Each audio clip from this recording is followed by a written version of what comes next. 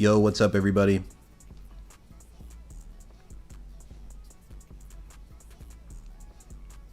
What is up? What is up?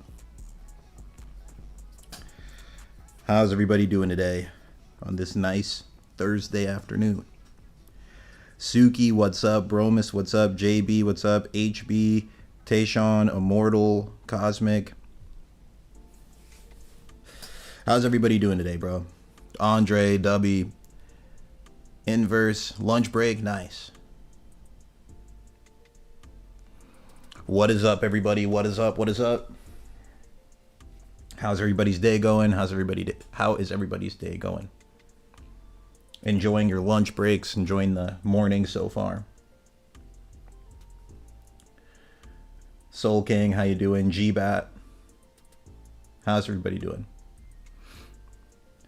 All right, chat. Today's live stream is going to be super fun. Before I get started, how's the audio sounding? Is the audio coming through good?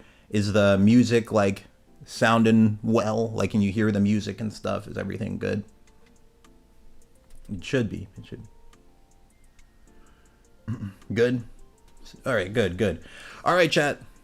So yeah, we can go ahead and get started in this. This is going to be a very fun debate here today. Once again, this is going to be another open debate. Anyone can join in this, and I'll show you guys how to join in a second here. But audio's fantastic. That's great to hear, bro.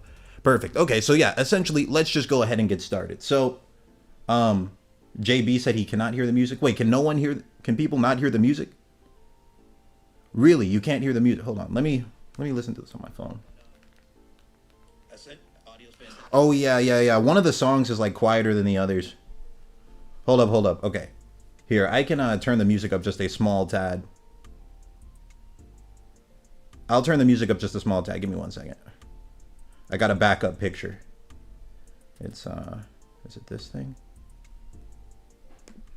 Yeah, you gotta just look at this. Hold on.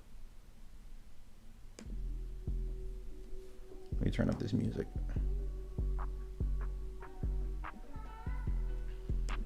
All right, bet. Okay, I turned up the music, so it should sound good. I had a backup picture of Yujiro just to like look at for a second while I fix things, but then I realized it didn't even work. Anyways, it should sound better. The music should be a little louder now. But let's go ahead and get started on this, all right? So, did Hunter x Hunter fall off? The answer to it is no. All right, my answer just to this question is no. I don't think it did at all. I think the story's still really great. I think they're just like in build-up chapters right now, and we're in the process of like probably one of the coolest arcs that's ever been written in Hunter x Hunter. I don't think it's fallen off at all. All right. The real reason that I wanted to do this live stream is because I did this exact same thing for One Piece yesterday. If you look here, I did this stream yesterday. Did One Piece really fall off? Okay. And it was like a two-piece debate. Two-part debate for One Piece, and in total it was about 5 hours of debating people on whether or not One Piece fell off, okay? And that debate like really opened my eyes to some things that I wanted to talk about here, okay? So in the One Piece debate, we had about 15 people show up around that, and out of those 15 people, none of them even read the whole manga. I think maybe one person did, but I'm not sure if any of them actually read the whole thing. But there's people there who were very confident that One Piece fell off. And what they were telling me, something really interesting happened in those debates. There was a point where I said, this guy listed off a bunch of things that he thought were wrong with One Piece. And I said, do you realize every problem you said that means One Piece fell off, every reason you gave for One Piece falling off, that all happens in Hunter x Hunter too? Do you realize that? And they're like, yeah, but it's not a problem over there. I'm like, really? That wasn't like word for word what happened, but that's essentially what happened. And the guy was saying like, yeah, but if we were talking about Hunter x Hunter, I would address it in Hunter x Hunter. Since we're just talking about One Piece, I'll address it for One Piece. And I was thinking, I'm like, all right, well, let's just see if that's true. Let's just see if that's actually true.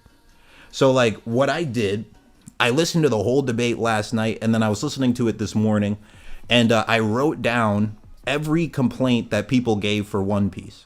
Like every major complaint. If you want to see like every in detailed complaint, word for word how they said it, I'd recommend checking out those debates. They were very interesting ones. But I I wrote down all the main complaints people had, and today I just want to like say the One Piece complaints, but just replace them with Hunter x Hunter characters and see how people respond to that. Because I have a theory on it. Like, I have a theory on how people will respond.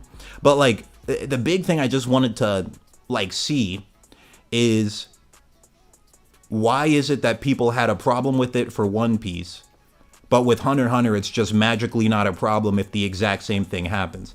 So, I don't know. I want to see how people will respond to it when I bring up these points. I think they're going to say magically it's just not a problem for Hunter x Hunter just because it's not. Or maybe I'm wrong. Maybe the same people will say that Hunter x Hunter fell off too. I don't think they will, but that's what I want to test out today. Okay? Because my stance on it is Hunter x Hunter has not fallen off, and One Piece definitely hasn't. Okay? And I'll list off a couple of the main complaints people had for One Piece, and then you'll see how I'll turn them into Hunter x Hunter things. The first thing that people were, well, okay, there's a bunch of them. I have about 16 different main complaints that we'll go over today, and you guys will all be able to debate them. But just before we get into the debate portion, one of the big complaints someone had, they said that One Piece is being outsold by other manga.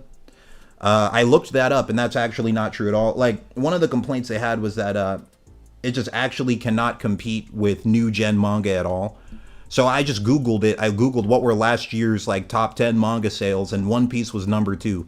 The only manga that beat it last year was Jujutsu Kaisen, and Jujutsu Kaisen ended last year.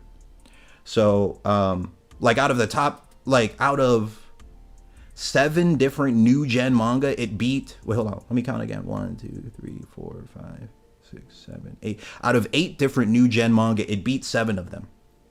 Okay? Another thing people were saying is that it's like not as influential as other series. So I looked this up. It's literally the most sold manga of all time. And then another counter argument I saw to that, people were saying like, okay, the reason it's one of the most sold is because of how many books it has. Sorry, because of how many books that it has, how many chapters it has. So I put that to the test too.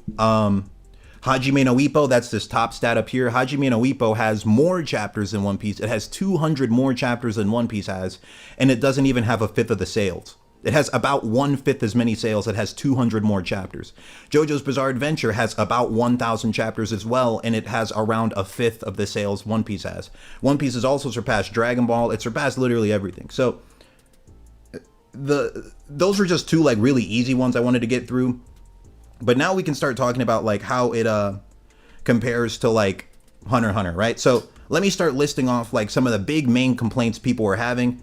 And as I list these big main complaints off, I think you're going to be able to intuitively see how pretty much all of these things also happen in Hunter x Hunter. All right, so let me just start listing off some of them.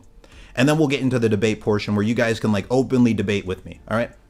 And just one more time to just make it perfectly clear, in my opinion, no, Hunter x Hunter has not fallen off at all. I think it's literally like building up to the best arc that it has in the series.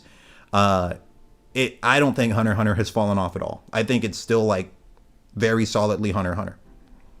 Okay, but here are some of the main complaints people gave yesterday. They said main Straw Hat characters don't interact as much anymore.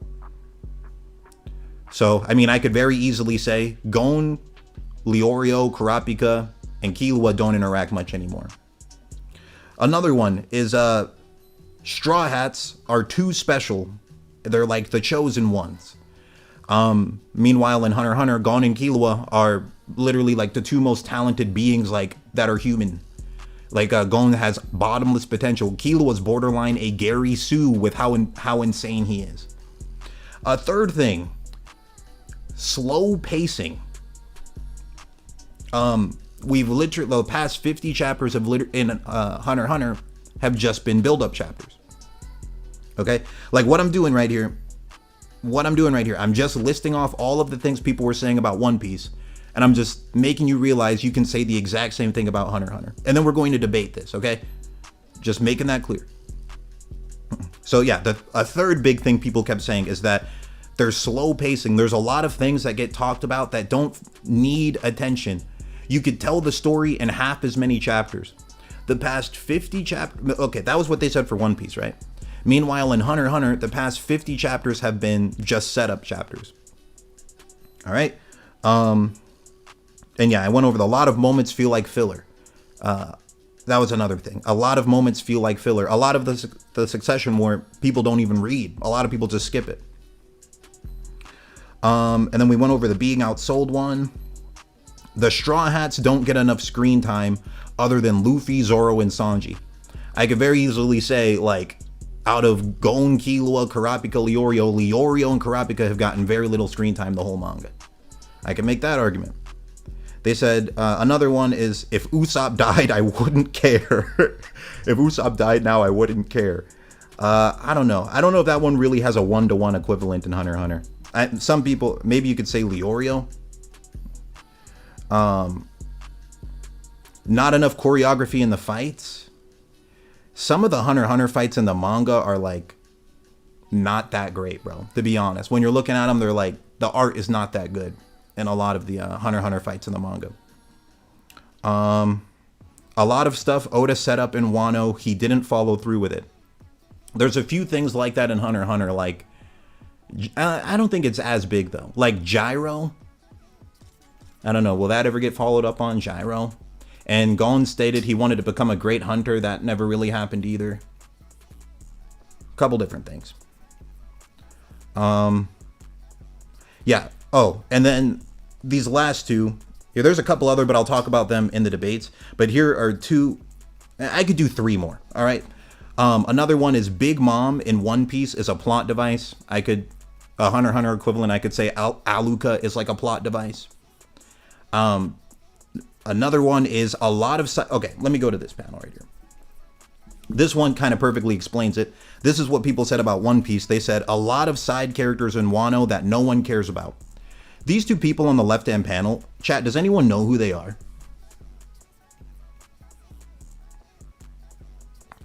Does anyone in the chat know who these people on the left are? Anyone here? We have about 50 people in the chat. Can anyone name these two people on the left?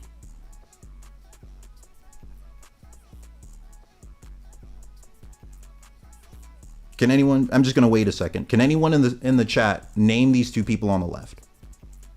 What's their names? Because one of the complaints for One Piece, they said there's a lot of side characters in Wano that no one cares about. What are these guys' names? Oh, Zakuro and Lynch. Okay, there we go. Anyone care about them? Anyone care about them?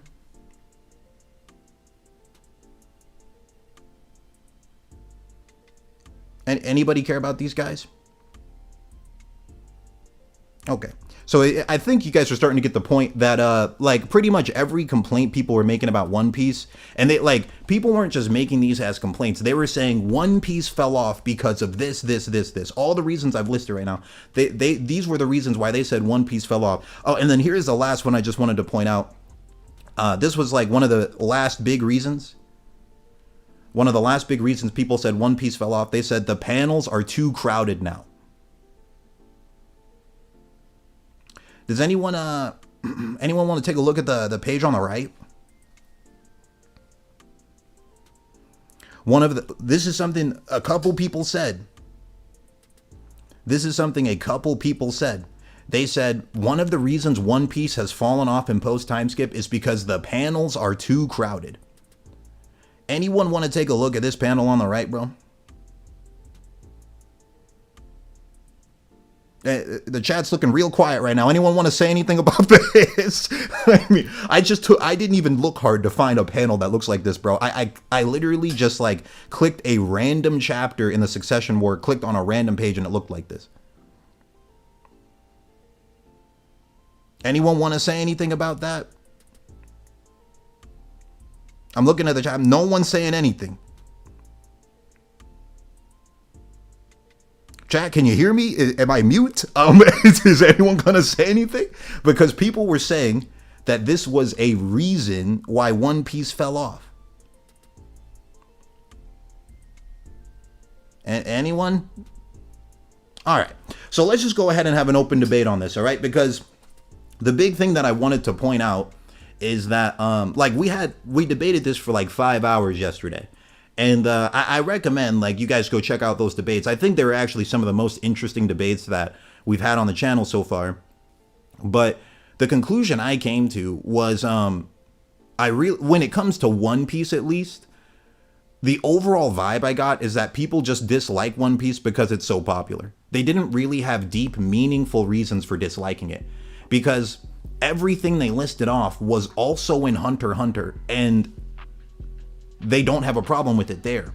So I want to have a debate with people and say, like, are the same reasons that people said One Piece fell off, can I use that and say Hunter x Hunter fell off for the same reason? That's my question to you, because the things I just listed off, people said Hunter x Hunter people yesterday for 5 hours were telling me One Piece fell off because of these reasons. I told them all of those things are in Hunter x Hunter too. So did Hunter x Hunter fell off? They said no.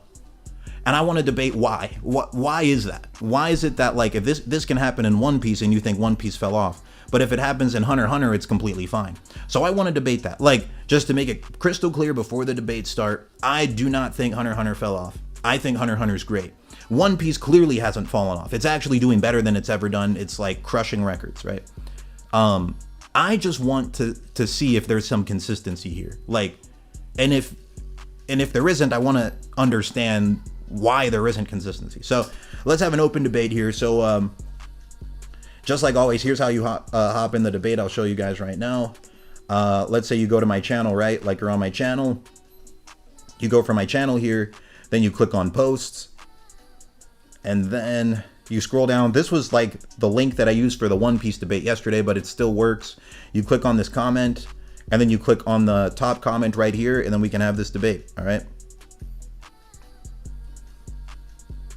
Because just to be completely clear, I do not think that Hunter x Hunter fell off. But today, for today's debate, I am going to use all of the One Piece arguments people used yesterday, and I'm just going to turn them into Hunter x Hunter questions, and I'm going to ask you guys to prove me wrong. You prove to me why Hunter x Hunter has not fallen off, because I'm just going to use the same arguments. That's all. That's it. All right. They're both in their peak, bro. I think they're both excellent. They're my number 1 and number 2 favorite manga for a reason, bro. I think they're both excellent. But people yesterday were like very convinced that One Piece fell off, even though it clearly didn't. Like, and just one more time to be completely clear, we had 15 people speak. No one read the whole manga.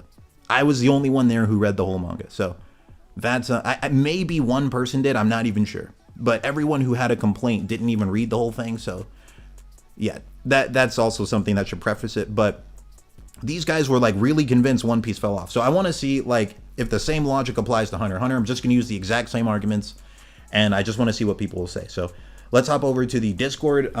Give me a second. I'm going to open up the chat on my other laptop so I can see what you guys were saying while the debates go on, all right? So, where's my other laptop at? Give me a second. Oh, it's right here. Bro, Momo's been more chill during these debates. My cat, she's just been going to sleep when I do debates lately. She's stopped attacking me. That's good. Yeah, I'm just opening up my other laptop so I can see the chat while we do this debate, all right?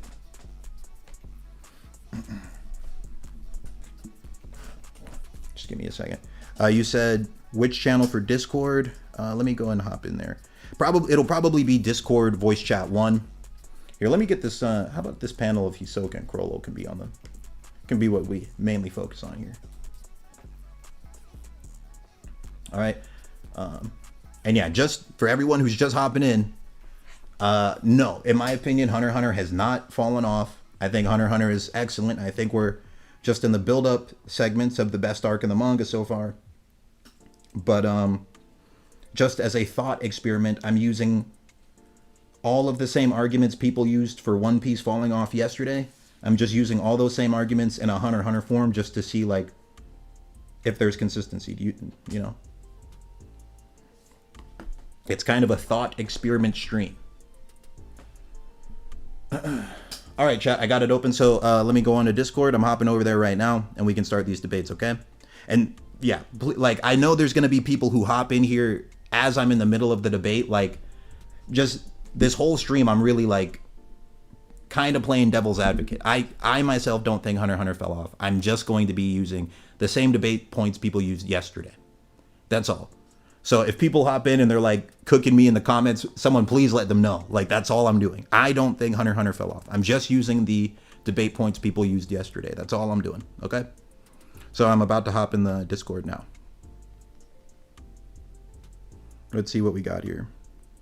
Dude, we got tons of people. All right. Hold on a second. Yo, can you guys hear me? Yes, sir. What's up, everybody? How you guys doing? What's good, Lee? Doing good, bro. I'm doing good. How's everybody doing here? Everyone's doing good? Vibing. Dope. So, yeah, let's go ahead and do these debates, all right? So,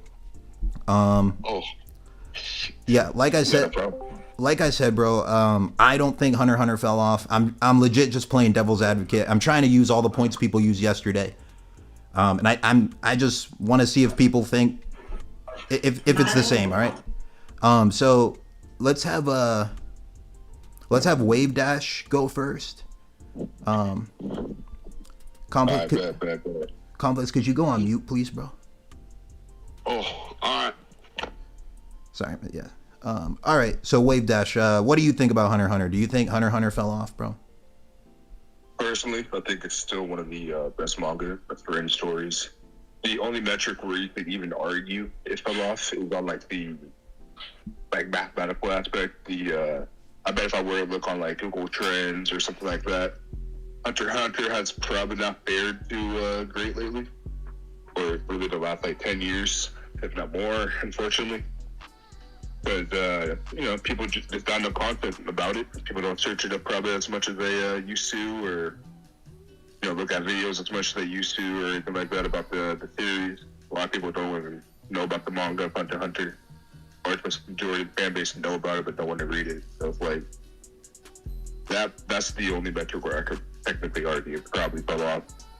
Unlike One Piece, which, the search metrics for One Piece probably have only gone up over the years. No, Hunter x Hunter, likely something gone down, unfortunately. No, yeah, that's probably true. I haven't researched like the sales or anything, but I could see that being the case because like it just hasn't had anything new come out for a long time. But yeah, I'm just gonna use some of these debate points from yesterday, and I want to see what you guys think. Like, this is just these are the reasons people said One Piece fell off. I'm gonna turn them into Hunter x Hunter versions, and I want to know if you guys think the same thing applies. So, one of them is the main characters don't interact much anymore. So like Karate. Oh, yo, what happened? What? No, just I wanted to talk about that topic because I think it's very interesting between series. Okay, yeah, just give me a second. You could go maybe like third or fourth. But yeah, it was just Wave Dash's turn real quick. So yeah, Wave Dash. So like the main characters in Hunter x Hunter don't interact much anymore. Like we don't like Kurapika and Leorio. They've been in the same area for like 60 chapters now, maybe 70. I don't think they've even said a word to each other. They used to have like interesting dialogue back in the first arc, but now it's not here anymore. What are your thoughts on that? Personally, my thoughts are, honestly, I could debate that being good writing, funny enough.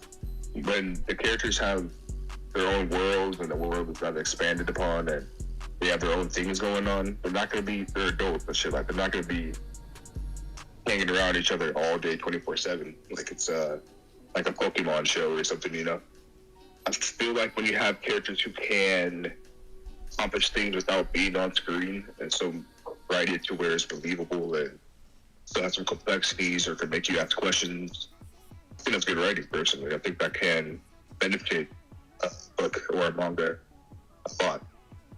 And when it comes to One Piece, I think it's very much the same. Yeah, the world's pretty big. The characters are all doing their own things. Sometimes, especially the Pascal era, and think that's kind of a good thing. I personally don't see the argument on how that's falling off, quickly or whatever. But yeah, no, I think it's a sign of pretty decent writing. If you can pull that off and it still is consistent and a good story and it's fun to read, and yeah, no, there's nothing wrong with that at all. No, yeah, I mean, I agree with that, especially in Kurapika and Leorio's case. I think like them not talking to each other is like a sign of like how dark Kurapika's become. So I like that actually, but yeah, I agree with what you're saying there. Another point is that the main characters are too special or they're like chosen ones. So in Hunter x Hunter's case, it would be like Gon and Killua, they're just too talented. Like they just learn everything way too fast. Killua is borderline a Gary Sue character. Like Godspeed is like basically a top tier Hatsu and he just got it basically for free. They haven't really struggled much at all and they're already like super powerful. That it just seems like they're too special. Kurapika's power is too overpowered. Yeah. Like what are your thoughts on that? Honestly, again, if it was written worse, then I would totally agree with that point. Same with One Piece. If it was written worse, but One Piece and Hunter x Hunter have such good character personalities that they all feel special in a lot of ways. Even the side characters in One Piece can feel pretty damn special. Even the side characters in Hunter x Hunter can feel pretty damn special and unique in their own way. And I don't see an issue with that personally. I don't see an issue with that. Sometimes it can feel like, say you have like a soccer situation where like, yeah, she's kind of a person. She's a main character, yeah, but out of nowhere she gets the Tsunade Giga buff. And it's like, okay, yeah, I can see why. She trained with her for a year or two. Like, that's a little more shaky than Kurapika going through his entire clan game merge, going through the trauma of trying to get over that and hunt down an entire organization who has the capability of also just killing you, wiping you off, you're the last of your kind type shit. And then using very intricate and, like, if you were to, like, equate that to our world, almost demonic ways of powering yourself up, making a deal with men to shorten your own life. You don't care about your life, it's shorten your own life and shit just to take down the people who harmed you. And that gave you immense power. And I think that's not only a theme in just manga and shonen in general, but especially in Hunter x Hunter, when you have characters like Gon who went through a similar thing in trying to achieve a higher power at the cost of his own life. And even Killua, but yeah, he's a little Gary Sue-ish where, you have to use electricity and all that because I got tased a lot as a kid. But if you really think about it, like, don't, demean it, he would technically just straight up tortured as a kid by his own fam. And if he didn't survive that, they probably wouldn't have cared. They'd be like, yeah, what's Joe gonna lose? I can make another Killua, But he survived it and then took that trauma and turned it into a great power. I think that's pretty cool. I don't think that's really bad writing. If it came out of nowhere, he just say he yo-yo guy one day, but the next day he's lightning guy without any of the proper context. Yes, that would be weird, and it would feel too special and yeah. But it's written well. What can I say? It's written well.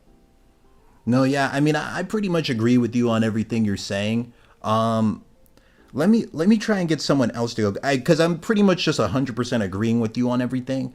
Let's see here. So, how about, is JB still here? JB, would you like to go? Because you were in yesterday's debate too. Or JB, I remember his mic had some problems, so he might not be able to. You mind if I say one last thing? Oh yeah, go for it. For the comparison of One Piece and Hunter x Hunter, I do want to say, like, one thing that's always been weird to me is certain series are liked for certain things, even though they could be the same exact category and genre and all that. The same people like Hunter x Hunter because they like reading all these complex texts and 100,000 texts will belong on one page, and that's just kind of what we like. Like, One Piece doesn't have that issue, but not nowhere near as bad as Hunter x Hunter. But they might like the fact that a lot of the readers might like the fact that the characters just are doing their own thing and they link up here and there and they get stronger and they fight. This is part of the world building, in my opinion. But that's all I wanted to say. That's all I wanted to say. No, yeah, because I just agree with pretty much every take you have. So let me see here. Who would like to go next? Because Hey, if you want something more contentious, I can speak. I'm entirely willing to attack Hunter x Hunter, whereas I think everyone else is the sort of person where they would naturally defend it. So I think I'm the perfect person for this moment right here. So I'm speaking. Okay. First off, starting off Lilo's. Congratulations on Masters. For your accomplishments, obviously. Okay, then I'll just really quickly move on.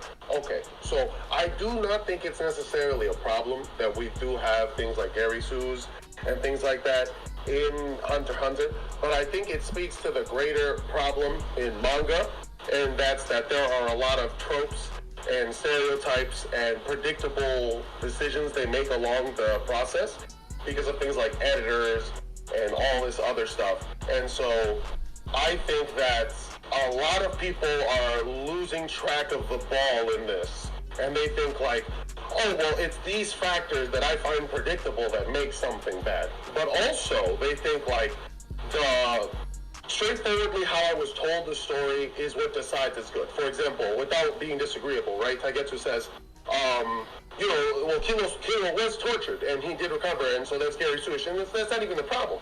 The problem is that it's almost like there's no depth to that interaction, really. Like, it's an enjoyable story because of the way it's done, but if you really pay attention, the cracks in Hunter x Hunter come from the fact that Togashi is a dying man, right? He can only do so much work. If you look at what he was doing at Hunter x Hunter, he describes if you remember when Yusuke is going through that power-up, right, and Pooh almost gets killed by the rock, he absorbs Genkai's spirit orb. It's a whole thing for anyone who hasn't watched Yu Yu Hakusho, right?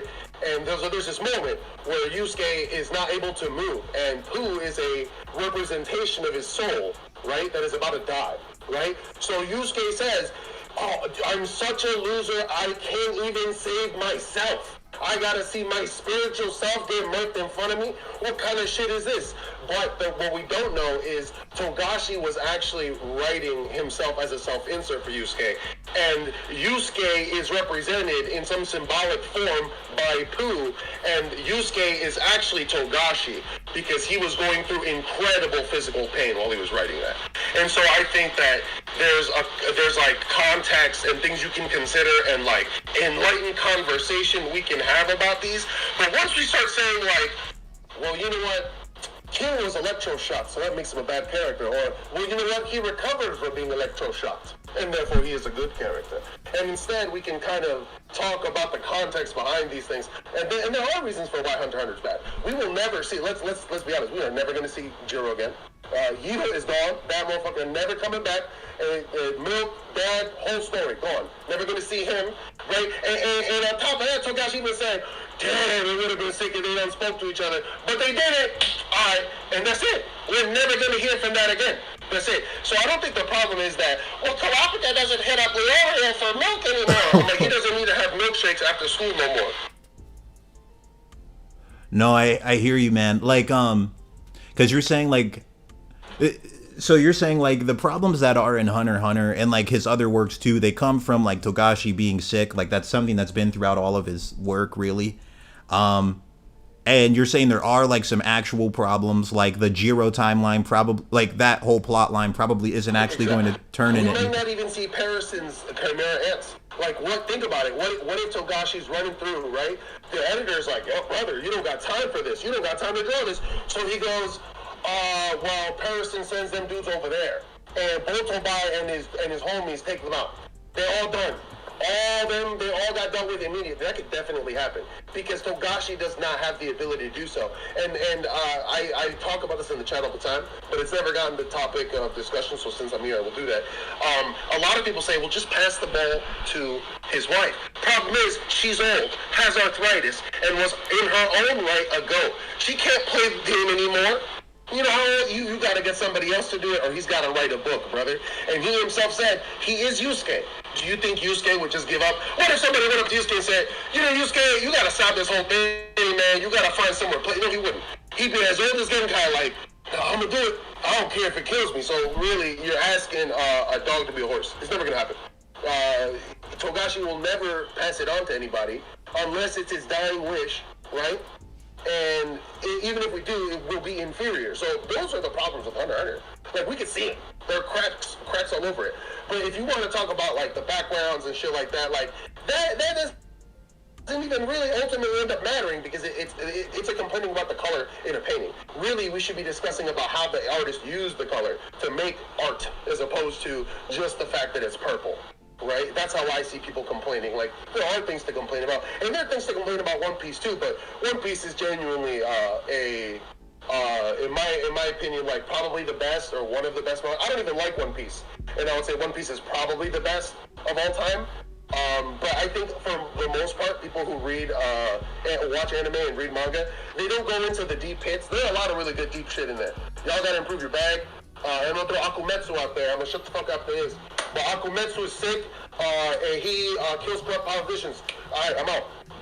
No, those are good points, man. Yeah, you brought up some like actually very interesting things. Like there are just objective problems that come from him just having health problems, and like he himself seems like, I mean, just based on the main character that he is, he seems like based on the main characters he writes, I wouldn't be surprised if like that's what his personality is like in real life. Like if he's kind of like a Gon Yusuke type person in real life, so it's hard to expect someone like that to like just let someone else draw their work. Also Bible First, thank you for the donation. He said Spark Community got that ref to tell my wife I fell off and she ended up divorcing me.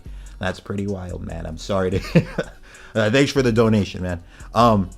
But yeah, I hear what you're saying, Juan, and honestly, yeah, I think pretty much everything you said is pretty accurate.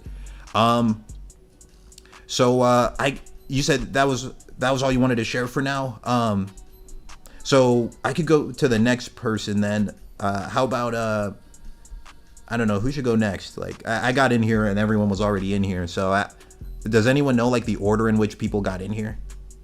I have no idea, if I have to be so honestly. Oh no, I yeah, because I'm kind of just guessing at random. So how about, I don't know, maybe bring up about the trend side of the fall off argument. What was that?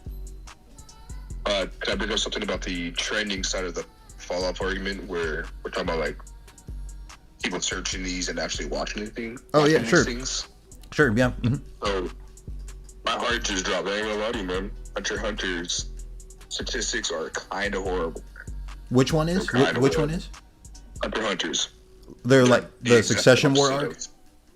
Yeah, they're bad. No, all of Hunter x Hunter. And in terms of how prevalent it is in people's trends and searches, and people just looking up the manga and looking up stuff for the manga or the anime as a whole. And it is absolutely horrible. And then, so it had a peak around 2008-ish pretty much. And ever since then, the searches and interest for Hunter x Hunter have gone down, unfortunately. Like based on this is from the earliest I could get is from 2004 to present, worldwide statistics. And yeah, it doesn't look great. I'm gonna be honest, it does not look great. You're talking about like based on like how much people search it like on the internet? Yeah, I could see that. I mean, I think it kind of got like somewhat of a resurgence in the States due to like Netflix, having it on Netflix and stuff. Yeah, but it is kind of around 2022. It seems like. Yeah, and it seems like it is more kind of like one of the more niche manga, niche anime kind of. But yeah, especially comparing with the One Piece, where the charges kind of keeps going up. Unfortunately, it's just like day and night. Yeah, in terms of popularity, yeah, that is kind of a tough thing for it to win. I think I for today I'd more want to focus on like the quality of the series overall, because like Hunter x Hunter's never really been like a big three anime or series. It's always been more like one of those really good ones you read and like you just don't talk about with a ton of people. It's always kind of been like that, but I think in the recent days it's become more mainstream though. But real quick, I wanted to let someone else go because I wanted to talk about the point of slow pacing, like slow pacing. Yes, and oh yeah, you want to? Yeah, I'll actually take you up on that point. Okay, yeah. What are your thoughts on that? Because some complaints people have is like it has slow pacing. So what are your thoughts on that? So my thoughts on slow pacing is that Hunter x Hunter is fundamentally just a different series from One Piece. I don't think there's a massive difference, but I do think there is a difference. Like, sure, they're both. You could make an argument that they're both in the adventure genre, but One Piece definitely leans a lot more into it than Hunter x Hunter does. And I feel like because of that, they're going into Hunter x Hunter with the same expectation of it having faster pacing of like more fast burning shows. You know, like something like a Demon Slayer or something where there's not too many outward moving parts beyond just the main cast. And so I think when people go to other shows that don't really do anything similar, or they at least handle, or at least like their plot lines are like sped up. Like that's what I'm really trying to say. Like I think it's because of the more slow burn and realistic pace that Togashi tends to write with. People think it's a lot slower than when compared to other things. Yeah, I mean, I can see that. I mean, me personally, I don't think that it has a pacing problem really until like if I had to be 100% honest, I think maybe the Succession War, it feels like it drags because of there's a lot of characters I actually don't care about. That's like the only time I would say that it's ever really kind of felt slow to me. Because like the other segments, pretty much all of the rest of Hunter x Hunter, everything has been like entertaining to me. Pretty much everything's been interesting. Even like the election arc, I was like entertained seeing like the politics of it a little bit too. But I don't know, the Succession War, like out of all the princes, there's like half of them I don't care about. So there is times when I'm reading like stuff in the Succession War and I just actually don't really care that much. And it'll take me like a couple tries to get through a chapter. Like for example, this page I have here, I don't know if I've ever like fully read this page before. This was like from chapter 394. And like every time I would get to this page, I'm like, on this page right here, there's not a single character I care about. And they're given more dialogue than some entire chapters get. And I'm like, I don't care what they're talking. I don't care. So it's like stuff like that does kind of drag to me. What are your thoughts on that? I think something like that. Can be applied to many different series. I haven't really watched One Piece, but I've heard One Piece does a lot of things where they introduce a character in the very beginning of the story, and they end up bringing them back.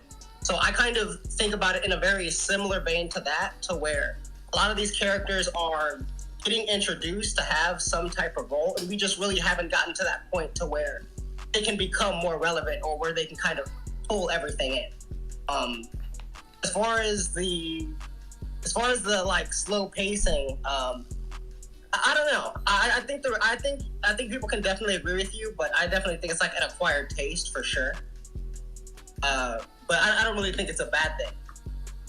Yeah, I mean, I see what you're saying. I mean, like, I think the difference between Hunter x Hunter and One Piece, though, is like Hunter x Hunter One Piece has a track record of having like characters that seem like they don't matter at all end up being like some of the biggest, most fascinating characters in the story.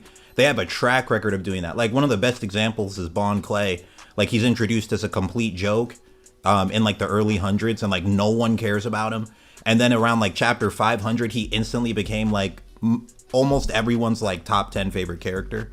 Hunter x Hunter does not have a track record of doing that actually ever. Like I can't think of a time where there was like a dude who seemed completely useless and annoying. Like these characters on the screen right here, I don't know if I'm ever going to care about them. Even if there was another 100 chapters, I don't know if I'd ever actually care about them.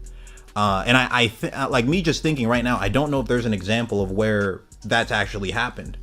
Like, can you give an example of there being like a side character in early arcs that like seemed really lame at first, but then became super cool? No, I cannot off the top of my head. I think you do bring up a very good point on that aspect. I don't really have anything to counter that one. No, it's okay. I think like if I'm thinking about it, I would say maybe someone like Palm. Hold up, I have one. Oh, you have one? Yeah, the mouse chick who ratted out the Curtis. What was that? She comes back now. They're related. She's related to the spiders, no? Which character was it? Okay, so remember how there was originally the girl that Kurapika meets in the forest, right? We know now that she ratted them out to the spiders, right? Oh, like in Kurapika's backstory? You mean like one of the girls Kurapika met in his backstory? Yeah, Ray isn't the mouse chick? Wasn't she a Fink? Didn't they later make a chapter where she was the information route between them and the spiders? They got the merc. I think So you're did right. she kind of come back to the story later, or am I tripping about the timeline? That might be the case. I don't know if she comes back into the story later. Oh, fuck me. All right, never mind then. No, you might be right. I don't know. I don't know. She might come back in. I'm not. Might be me. I thought it was during the backstory with the spiders or some shit. Because I thought that she was somehow involved with them. Maybe I'm tripping because I didn't see it myself. Somebody had told me this shit. So I just took their word for it. Like, oh, this guy's not lying to me. Why would this random person lie to me about the chapter?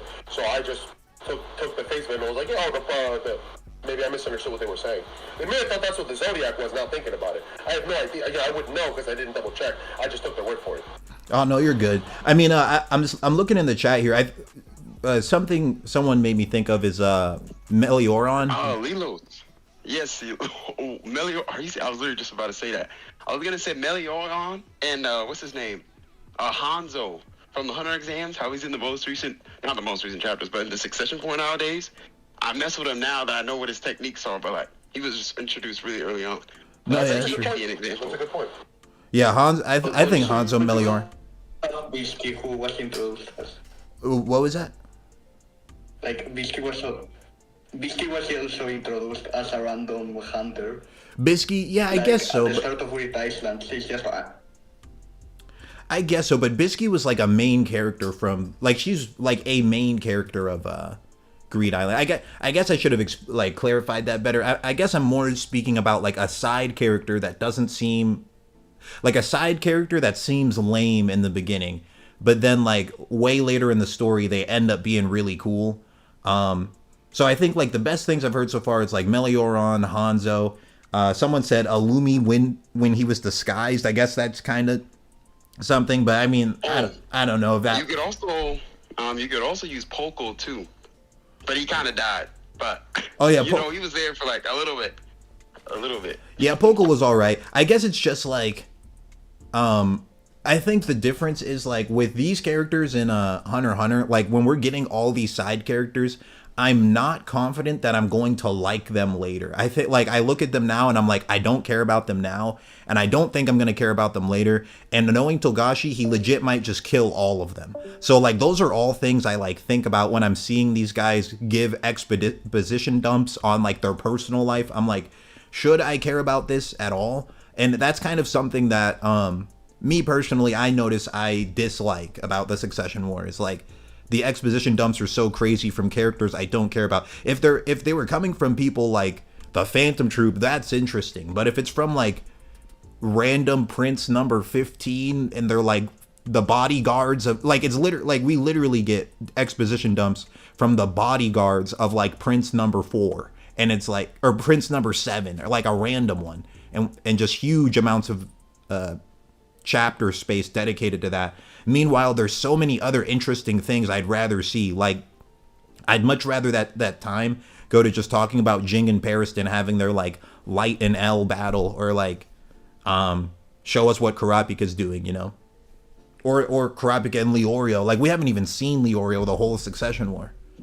Yeah, Lilo. So I actually have like one character I just thought about. I think Melody, when I first got introduced to her in the what's it called? The New York New City arc. Whenever they were given like the backstory of how she turned out that way, that's one of the ones that like I was really disinterested. I was kind of like confused on why we were even learning about this random person that just happened to be one of the hired guns for them. But later on, I kind of got invested into Melody with all like the different things she could do. So I thought that could also be like, you know, so that could be interesting, I guess. Melody. I don't really got much. I won't lie. I mean, someone in the chat also just said Shoot. I think Shoot's a good answer. Like, because Shoot was introduced as like kind of like pathetic, but by the end of Chimera Antarch, he was pretty cool. So I think Shoot could be pretty good there. But yeah, no, Shoot was thick during the UP fight. He did that. Yeah, Shoot was cool during that. Another thing I would say is, we were just talking about the side characters. I mean, what are your guys' thoughts on just like the walls of text in general, like the panels being too crowded? Does that bother you or not really bother you? For me, Oh, you want to go? Yeah, Kobe, you could go. You could go. Or I don't know, whichever you guys decide. I don't know, like whichever decides. Yeah. I'll go. For me, I just think the walls of text are like when they're necessary. I really like it because if you've read like the most recent One Piece chapter or chapters, whenever we're getting introduced to all these characters and they all have their own little dialogues, you know, I think it's really interesting. The panels are pretty crowded with all like the text boxes, but I want to know what everyone's saying there, so I kind of like it. Whenever it's like, yeah, like you said, with characters that I'm just not really invested in, it's kind of annoying. So I'm like, why am I reading all of this? Like, I feel like it's going to be pointless dialogue. So when it's like, when it's necessary, I'd say it's fine. But whenever it's like, you know, oh, this is Butler number 2 and Henchman number 1, and oh, this is how they all lost their, like, I don't care. I'm sorry. Yeah, that's just me though. That's how I feel. Like, and I should like expand on that a little more because there's been times where I tried to read chapters in the Succession War, and it was exactly that. It would be like the third butler from the fifth prince is having like a 4-page dialogue with like the fifth butler from the 7th mafia boss, and it's like such complete random characters talking so long, and I didn't care at all, and I would kind of skim it. And then I went back like a long time later and actually read it, and I'm like, oh, it actually was interesting stuff they were saying. But like, I don't know. I just think initially sometimes I'm just off put by it because I'm like, will any of this reading actually matter? That's something I think about when I'm reading Hunter x Hunter Succession Wars specifically. But what do you guys think about that? Does anyone else think that, or does anyone disagree with that? I feel the same way. I can't read that shit. What was that? I said I feel the same way. I can barely read that shit. What about Kobe? I think you said something too. No, it was me. Oh, Goldat? So, the worst part is especially the most recent chapters. Like, I wasn't ready for negotiations. It can be cool and all, and I think it will pay off later on, but I really didn't care about Borgsen at all. Like, she got introduced 3 chapters later, and now she's the main character. Yeah, That was so stupid. I agree, man. I mean, it can be tough, but it's like I will be fair. I will be fair though, because like when I like actually take the time to read these things, it tends to be cool. Like, let me say, like, this is actually a panel that I've never actually deeply read. Like, let me zoom in and see if I can like actually look at what they're even talking about. Like, what is this even talking about? I don't know. They're really yapping. I'm not sure what they're yapping about in this segment. Really, I think it'll all come together when it actually starts to become like if this actually gets animated, all this extra stuff that seems insignificant will definitely become more important to just fill out the entire story. Because I definitely think in isolation, you guys have a point, but like if we take it all in context to like the overall feeling and flow of the story, a lot of this stuff would. I feel like we're going to end up feeling like it was necessary for how to make things move more smoothly. Because I feel like if we start removing some pieces, we might be missing important context. I think you're right. I mean, I'll just read some of this out loud right now because it's like they really are going in depth on things where I genuinely think they could have just skipped all of this and people wouldn't have minded. Like this is like 3 bodyguards from one of the princes, and they're just talking about some dead body. They're like, that body has been dead for a few days. He was clearly killed before the second sweep. That means they couldn't find his body, or strictly speaking, were trying not to find it. Well, the military and the cops use their discretion when it comes to mafia scuffles, as long as the civilians don't get involved. But surely they didn't think it was a mafia problem during that sweep. It's like, I've read 2 speech bubbles, and like it's like there's about 15 of these on one page, and it's like, that's so in depth. Like with that level of detail in the fights, it's great. And when it's that level of detail in with the Phantom Troop talking about pretty much anything, it's great. But when it's characters this minuscule, I sometimes just think like, dang man, I don't need all that. But I don't know. Does anyone disagree? I mean, does anyone disagree with what I said there? Because if you disagree, I'd like to hear your stance on it. I actually agree and disagree with two different points. The first one, with it being like, oh, it's all gonna come together whenever like the anime does it. I'd really like to counter that with I think the second to last episode the anime has, with like the pink teddy bear chimera ant. They're like talks for like, I think it's like 13 minutes of just him straight yapping about I don't know what he's talking about.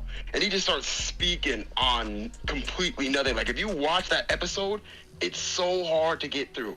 And if that's how this stuff gets animated, obviously, nowadays, they'd probably, like, you know, animate it better, use the text speech, like, text process better. But he literally, like, just him speaks for, like, I think just a total of 8 minutes. And the conversation goes on for, like, 13 to 12 minutes. It's terrible. Which command? Like Tell him, let him know. which Chimera ant does that? Session War. I think it's the second to last. It's the pink teddy. You know the Chimera ant that was like a little teddy bear. He was pink. I remember he like drinks. I think he drinks water. He was like the koala, right? Yes, yeah. He was like an assassin, bro. Dude, that Chimera ant made me sick because I wanted to see like, oh, what's happening with Gon? What's happening with Kilo? What's going on? I think it's the second to last, not in the anime run. I think it's the second to last for the Chimera ant arc to end. Like at the end of the Chimera arc. That's where it ends. Because at the end of that episode, I think is when we see what's her name? Kumugi and Meruem dead in the little like the fake bunker room where they're dead. That's how that episode ends. And it starts off with him just yapping about something that's supposed to be deep, I'm guessing, but I just don't know what he's talking about. I don't even remember his name. I'm sorry, I don't even know what his name is. It's really just bad. And if that kind of stuff happens, like as that panel goes, because that panel probably looks crazy, but I did not read that panel, so I don't know. It's gonna be worse, I probably skipped brother. over it. It's gonna be even worse. So I like to counter that. And then I agree with what you're saying with what's it called? Wait a second, never mind. I forgot what you said. Wait, what'd you say, Lilo? I don't know. I was just talking about like these butlers yapping, or these bodyguards. Yes. Yeah. Oh, yeah. That's all I was trying to say. I think that if it's someone minuscule, like obviously, oh, this is security guard number 5, and his parents died, and that's why he does. I don't know. Okay, I don't really know what they're talking about. But for me, I feel like the only time where it feels unnecessary, but it's actually very necessary, is if, like I was saying with the most recent One Piece chapters, if it's new characters getting introduced. If it's like, oh, these are people that you're probably going to see very often, like the butlers, or the security guards. I don't know who they really are, but for all the princes, yes, we see them a lot, but they're always in the background, so we don't actually need to know. Okay? Yeah, people I do think we should know is like the princes. I think we definitely need to know about the princes. Like if they were yapping, I get that, because these are all candidates to be the king of Cock King, bro. These are like some of the most important people in the whole story so far. So definitely need to know about people like them. But there's 13 butlers, and stop? No, I think what happened? No. Sorry, you can finish what you were saying. Oh, I'm saying I just think it's genuinely a waste of time. Like just from writing and reading both parts, I just think it's a total waste of time to focus on the butlers just point blank period. I don't even think it really adds to the story. Because yeah, I know. Oh wait, look at the guy standing behind him. Oh yeah, his family died in a house invasion. That's so bad. I'm sorry. I'm not even gonna think about that if I see them in the background. Seriously, I think those people should never get focused on. It's a really bad part. It's plaguing the succession war. I'm not gonna lie, bro. Like the other guy was saying with Borkson, I knew about Borkson because I read the panels because I just want to know because I like Hunter x Hunter. But a lot of people didn't read those panels. And those last 4 to 5 chapters with Borkson and Morena, they probably did not care. They probably didn't. So I think that's the kind of stuff that's gonna get people. I'm not gonna lie. I mean, just like a bit of pushback, I would say I actually like the koala scene because I remember he was talking about like it. He didn't think that humans had souls, and he's like, but I came back, so I guess I really do have one. I remember that. I liked that dialogue. I thought that was like interesting because he was giving like a mafia member's thought process from like a koala body. I thought that was interesting, but when it comes to these bodyguards specifically, I'm gonna be honest, reading this is like work to me. It like makes me feel like I'm actually like in a cubicle doing work, like trying to read this, because I care 0% about these bodyguards, zero. Like, and I don't know if they're ever gonna matter. And like when I'm looking at this discussion, that's where I agree with you. I think like the Succession War would actually be better without, or like if you cut this stuff in half. Like some of the bodyguard dialogue, if it got cut in half, I would agree that would be better. Like I'm trying to read some of this, and it's actually so boring. Like I'm reading this right here. This guy is saying, if they, like a continuation from where we were before, it's like, if they stick their noses into the forensics, things will change. The tampering will come to light. What if they lose faith in the Khakeen investigation and do their own? The Hunter Association is supposed to provide security for the princes and support at Central. Would a mafia conflict trigger a criminal investigation? And then they're talking about all these theoretical politics that may or may not happen. They're talking about all of these like okay, super imagine in-depth all of things. This, right? They could literally replace this, and imagine we just get literally like 3 panels of just what Gon is doing back on like the mainland, away from the Blue Whale one. We literally just got 3 panels of that, and it would be literally like 100 times more interesting than what's going on. Oh yeah. I genuinely think it's just a waste of space. Like they wouldn't even need dialogue. If I saw Gon, like, I don't know, go reading a book. He could literally just be reading a book. I would just be like, Gon's learning back on the mainland. That's good. He's not going to be an idiot. No, I completely literally make the story so much better. It's I completely actually agree. plaguing it, bro. Well, like I would say even more than that. If this same amount of text was given to Jing talking to Pariston, it would be like the most exciting chapter in the arc. I would be foaming. I would be talking about it to this day, geeking. Oh, if that was what happened. Like in-depth we wouldn't have to reveal any of Jing's abilities or anything. Just let them have a conversation and yap. And I would be there. That would be hype. It's characters I'm invested in. That would be so hype. So, oh my gosh. Yeah, so that would be beautiful. Bro. So I think like overall the problem isn't like the length of text or like how much it's being said. It's more like who's saying it. And yeah, it's more like who's saying it. Because if it's people that we just don't care about, then it's like, I think I don't care about the dialogue either, you know? Like if these guys could be saying some of the most important stuff, but it's like when I read it, they're really just talking about things that may or may not happen to like the 3rd or 4th degree. They're like, if this happens, does this mean that would also happen? And they're like, well, maybe, but it could also mean this. And they're like, okay, well, maybe, but that could also mean this. And it's like, why are these guys saying that to me? I don't know their names, bro. Conversation is a hypothetical between. It's like, think about how pointless it really is that we're even reading it. This could be a conversation that could just be said. Oh yeah, these guys were talking about this. That's literally all you would have to say. You wouldn't even have to actually show the conversation. It's like if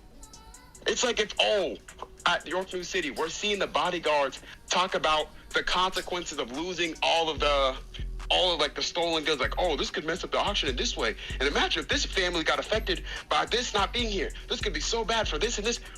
We didn't get that because why would we get that? Why would we need to know that as the readers? This conversation is genuine. Now that I'm reading it, because I'm reading it as you're talking, this is actually pointless. Like, it's so unneeded. And I guess it's interesting. I guess it's in-depth. But it's like, why are you getting in-depth on these guys? It could be anybody else. Why is it them?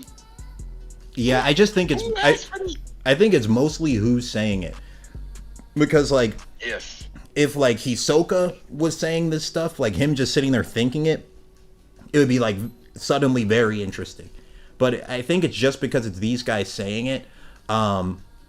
Because, I mean, when I read it more, there are some things they mention that are kind of interesting. Like, this guy, he's saying, he's listing more and more hypotheticals, but he's saying once rumor spreads that the mafia might be purged, it'll be an all-out war between the government and the mafia. That's kind of interesting.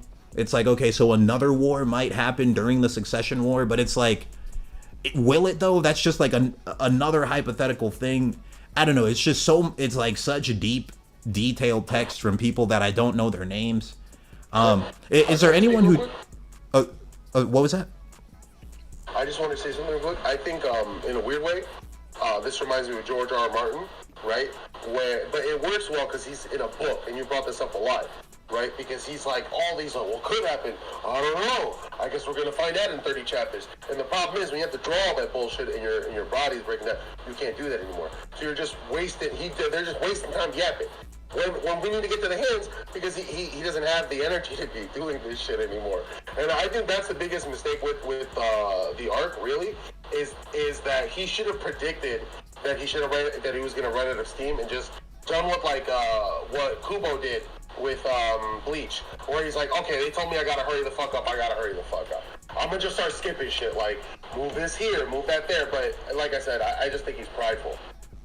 That's probably true. I mean, is there anyone in the chat that disagrees? Like, because I'd like pushback on this part specifically, because this really is a pretty significant part of the Succession War, and I think an argument can be made that it actually improves it. Like, I have heard people say before that this is actually their favorite part.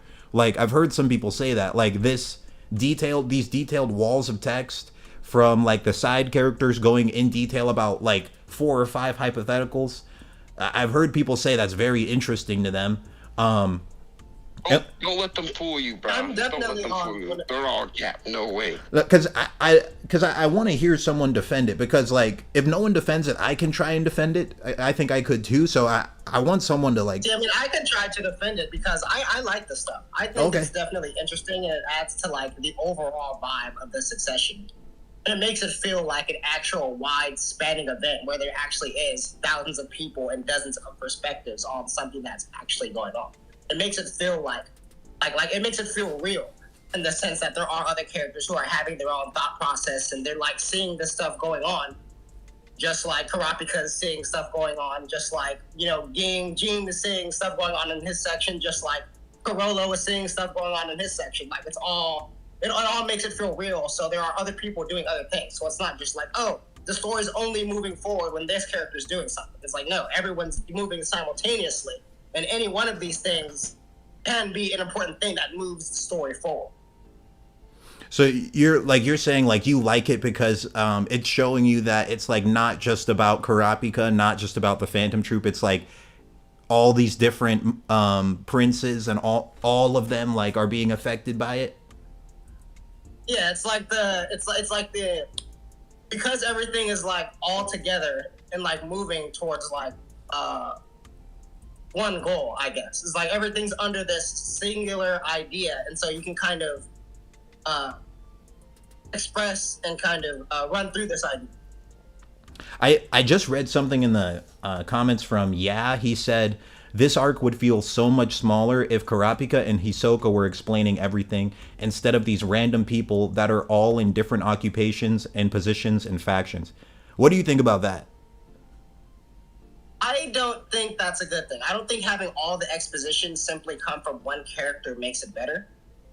I honestly, I feel like that takes away from it if it's all from one character, because then it makes it seem to, like, it's only, how do I put it?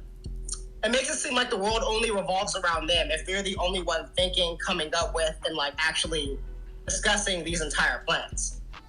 So, like, if we had Karapika just doing his entire thing, like when he's, like, guarding the princess, and he's, like, doing all his mental calculations and whatnot, I think that's interesting. But if we have literally the entire thing just be told through that, it's kind of like the entire story gets tunnel vision into Karapika. Like the entire scope starts to get taken away because we're only getting one person's perspective. It mainly becomes Karapika's perspective rather than the entire whole. You know, I see what you're saying there. I think you're saying, like, it's just nice because it's almost like world building, kind of.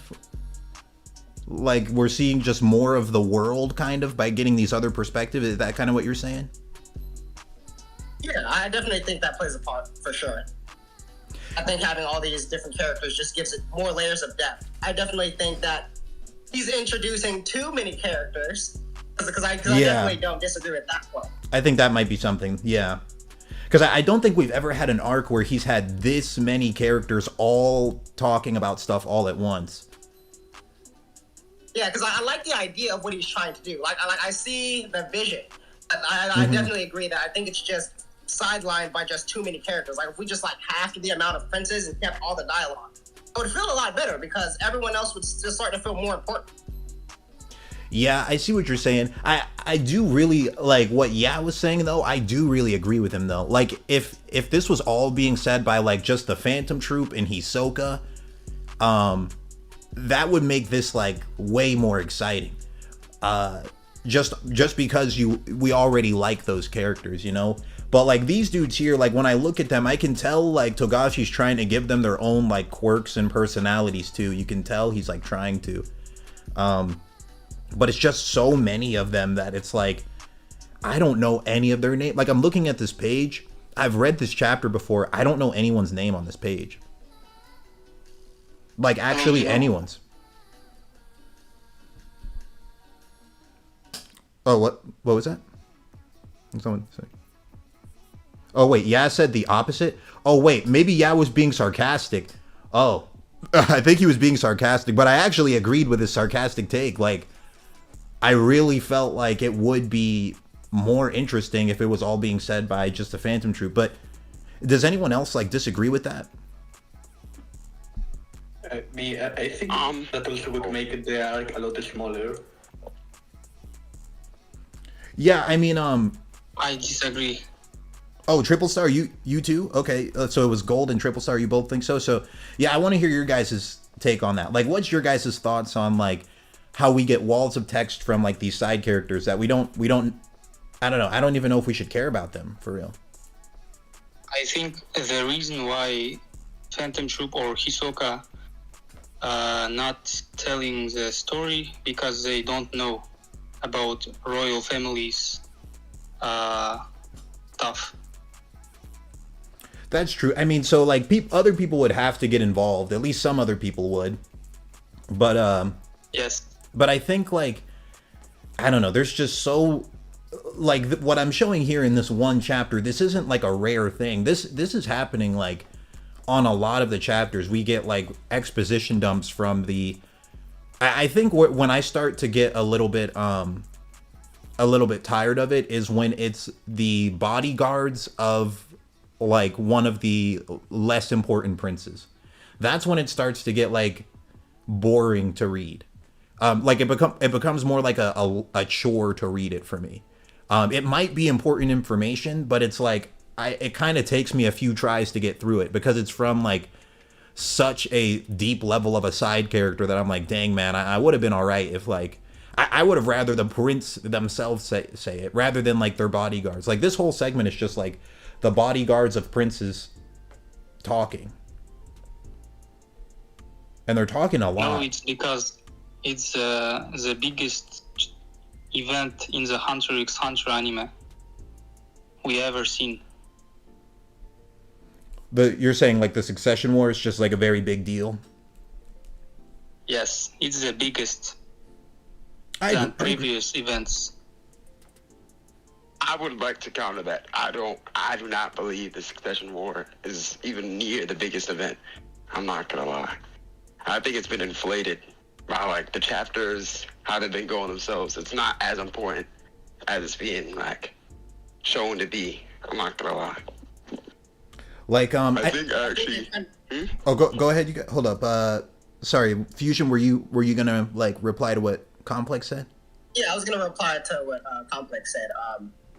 I was gonna say I'm not sure if I agree with that, only because like, God damn, I forgot my point. Oh, it's all right. That's okay. Well, it'll come back to you. Like, someone else was Kobe saying something? Or no? Maybe Kobe was just like ruffling his mic a bit. So maybe Complex. Maybe everyone else was just agreeing with you, bro. I don't. No, because I wanted to back up my point. The reason being that I think the Succession War is like kind of inflated. It's just that, right? I think the more important things, at least for me, maybe I just really like the Dark Continent. I just feel like the whole voyage to the Dark Continent is a lot more interesting than the Succession War itself, because I'm not gonna lie, it's kind of focusing on like, look, the Kakin Empire, very, very interesting. Do not get me wrong, like at all. I think it's very interesting, and I like how it's going. And I think it's really like it's dark, but it's dark Not to where it's like, oh yeah, everyone dies, blah blah. It's dark and it's cool. Like Miranda's whole thing that she shows up, or like her backstory that she tells. I think it's like the 2 chapters before the last chapter, with how there's like meat and these guys, they're born into like this low class and they just get treated like, bro, I think that's really cool.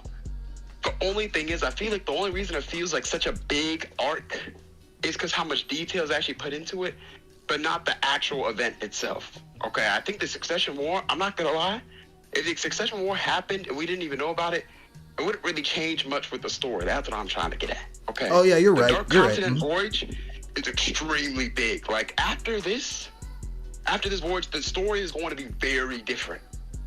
Very different. Because I'm not gonna lie, probably like 99% of the people on this boat are 100% dead. Yeah. So it's gonna be, and there's a lot of important players on this boat. So I think this is a lot more important. But I do think the arc's interesting, but important isn't the word I would give it. That's what I'm trying to say. I wouldn't say it's important. It's just very interesting. Yeah. You know, It's like the Greed Island. Yeah, it's like Greed Island. I mean, like when I It's think interesting, but it doesn't change much. when I think about it, it's like I just think like the Succession War it's supposed to be like the lead up to the Dark Continent. Like it's like the prerequisite to the Dark Continent, because the Dark Continent is the arc that's supposed to be like the craziest one. And it's, I don't know when it's all going to happen, but it seems like everyone who's on the boat is going to end up fighting each other, and then like the survivors are going to be fighting the Dark Continent like land. So it's like you have that's what I also think too. I think you're right about that. And they have so many, like someone in the chat was saying it too, they just have so many of like the most important characters in the Succession War. Like you have the Zodiac, you have the Phantom Troop and Hisoka, and you have Kurapika and Leorio. So it's pretty much like every main character other than Gon and Killua are there, and like they're all going to end up fighting each other at some point. You know, here's the thing I think that like bothers me a bit with the text. Like overall, I actually do like the Succession War overall. I think it's very unique, and like I think it's actually a pretty great arc. And the only real big problem with it is that like it's not finished. So there's a lot of stuff I want to see happen that's just not happening yet. But I think like my only like quote unquote issue with it is we get so much dialogue from people like this, like these bodyguards no one cares about, but there's so many other interesting characters just in the background that we haven't heard from in so long. Like, can we please just see one of the Zodiac like throw some hands? Can we please see like Kurapika find out, does Kurapika even know the Phantom Troop's there yet? Like, there's so much like more like interesting things. Can I that statement, please? I really want them to start talking about the Zodiac, like most importantly, because right now I think like the last chapter cut to like a time skip where a lot of the princes died and the Zodiac were making moves, but it all just happened off screen, and we don't get to see any of it. And it's kind of making me mad, because I think it was a while back, but we were having a debate about the Zodiac, and we only knew like not even half of their Hatsu abilities. Yeah, like, that is starting to bother me. That is starting to bother me. What's going on? Yeah, because what do we actually know about the Zodiac? Because I'm not gonna lie, like all the Zodiac debates, I like them because these are like the top characters in the story. But the thing is about it, no one really knows anything because we don't actually know. Like I think the ability we know the most about is Sayu's. And Sayu's ability is like barely actually even shown. It's just stated. And then I guess we have, what's his name? Oh, the cow guy. I forgot his name. Misa Storm? Ooh. Botobai? Yeah, Misa Storm. Mm-hmm. No, Botobai's the big guy. I remember him. Yeah, Misa Storm, we see his courtroom, and we don't even know if that's his actual Hatsu. That could just be one of his abilities. We don't know if that's his real Hatsu. We don't know. We don't know. Like the little bunny girl, we don't know about her. The snake girl, we don't know. I think we see the bird girl. We see her make like a couple birds and send them out to all the like hunters to get the election invite, and that's like the most we see from her. Like we just don't know enough, and it kind of makes me mad because we're focusing on these guys. We could be seeing all this. Yeah, it's like the arc isn't bad. It's just such like a, this is what we could have though. Yeah, like, this is all like I wish. Yeah, no, I completely agree with that, because like it's like I don't know. I would like this stuff is not bad. I would just much rather be getting other things that are just in the background. It's I don't know how else I could put it into words. I mean, it's kind of like if this was like Dragon Ball Z, if we had like Goku and Gohan like training, instead of that we're just seeing Krillin talk to Yamcha for like 2 whole chapters about like, oh, do you think Android 18 is really a full android or half a human? And like going in depth, well, maybe she could be, but there's a possibility she's not. And like, example, bro. Guys, it's look like at what we could have, bro. Yeah, it's kind of like that because there's just like this arc has so many interesting things happening. I just saw someone in the chat say, there's no possible way that every fight being set up will actually happen. Will the payoff come? You tell me. We're like a decade deep. Yeah, I don't know. I hope it does. I mean, like, it's kind of tough. I don't know. I don't know. And like, did they actually skip some stuff? Because I was reading like the latest chapter. To be honest, I'm gonna be honest with you guys. I did skim the latest chapter when it came out, and I was like more deeply reading it before the stream. And one of the panels said that is there only 4 princes left alive now? Yes, a lot of the princes died. I don't remember if it was like 4 exactly, but it might have been 4 that died, or there's only 4. I don't know, but a lot of the princes have just died, like point blank. And then they had the martial law decree. They literally skip over like the whole thing. And I'm thinking, oh, did Crollo do something? Did this happen? Did I don't think they skipped over anything. I just think they just have a lot going on. But if I remember correctly, like, they let off like the TSK virus, and then of course that got Benjamin, who was already dead. TSK. And then there was what's his name? There was Benjamin. What is it? Like, I can't remember these guys' names. The princes. Like there's a virus. Like, you see, this is the kind of stuff I miss because of all the exposition dumps. Like, so there's a virus on the ship now. It's Hülkenberg. Yeah, Hülkenberg let off the virus that got Prince Benjamin infected. It's just a lot of they do skip. I remember it's I don't know how many hours it is, but it's definitely a time skip. It's a small one, and I'm guessing we're probably gonna go back and see what happens during that time. But it's a skip, and it skips out some of the most important stuff. I pray, if they don't show how all these princes die, I'm gonna be sick to my stomach to the Dark Continent. I'm not trolling, because this is like, it's almost half the princes I think that are all dead now. Yeah, like I have the panel up. It says there's 4 princes left. So does that mean there's only 4 left alive? I'm pretty sure. I think there's more actually. Are you sure? Not 4. It's bigger. It's bigger. Yeah, I thought it was like 3 or 4 that died. Not how many are left. What is it? What is he talking about here? Where he says 4 princes left? I have it on the screen right now. Oh, let me look. He says 4 princes left. What is he talking about? And like, I think he might be talking about the ones that are contained, because I did remember him talking about like martial law, and then he's talking about the ones that are. Yeah. He's talking about what? He's talking about the martial law, making sure all the princes are in their rooms. Oh. Because the mafia prince, the guy with the fucking pigtails. Remember, he got kidnapped. He wasn't in his room. The bald guy with the coin, he left under his mafia family. And Prince Kacho and Fugetsu, obviously they weren't in the rooms. So they were talking about the people who weren't in the rooms. Oh, okay. I might have just read that chapter wrong, man. And like, is this him? Is this him describing like the virus that Hülkenberg like let out? Yeah, I remember that. Yeah, I mean, there's just so much stuff happening. I don't know, man. There's a lot of stuff happening, and it's like, it's kind of interesting, but I would much rather just see the Zodiac do some stuff. I'd much rather see like I would have liked the Zodiac. Well, I don't know, if they could have had like the Phantom Troop fighting the princes, that would have been more interesting, rather than just having the princes like all fighting themselves. Like, I would have liked. Yes. I would have liked to see more stuff. I don't know. The thing is about it, it feels like it's a lot of, the whole arc just feels like a lot of infighting with characters that I don't know enough to care about the infighting. That's what I really think it is. That's like one of its major problems. Because a lot of the conflict that happens, yeah, of course you have, Hisoka's getting hunted down by Nobunaga. Yeah, okay, that's conflict. But it's also like, well, this family doesn't mess with this family, so they're gonna poison this family's prince to get back at this family for doing this. And I'm like, oh shoot, this is crazy. But also like, wait, but why couldn't he, like a character I already know, get back at him for this? That would have been a lot. It just feel like he's going at it the wrong way. He's going at it the wrong way. Oh gosh, like I don't know.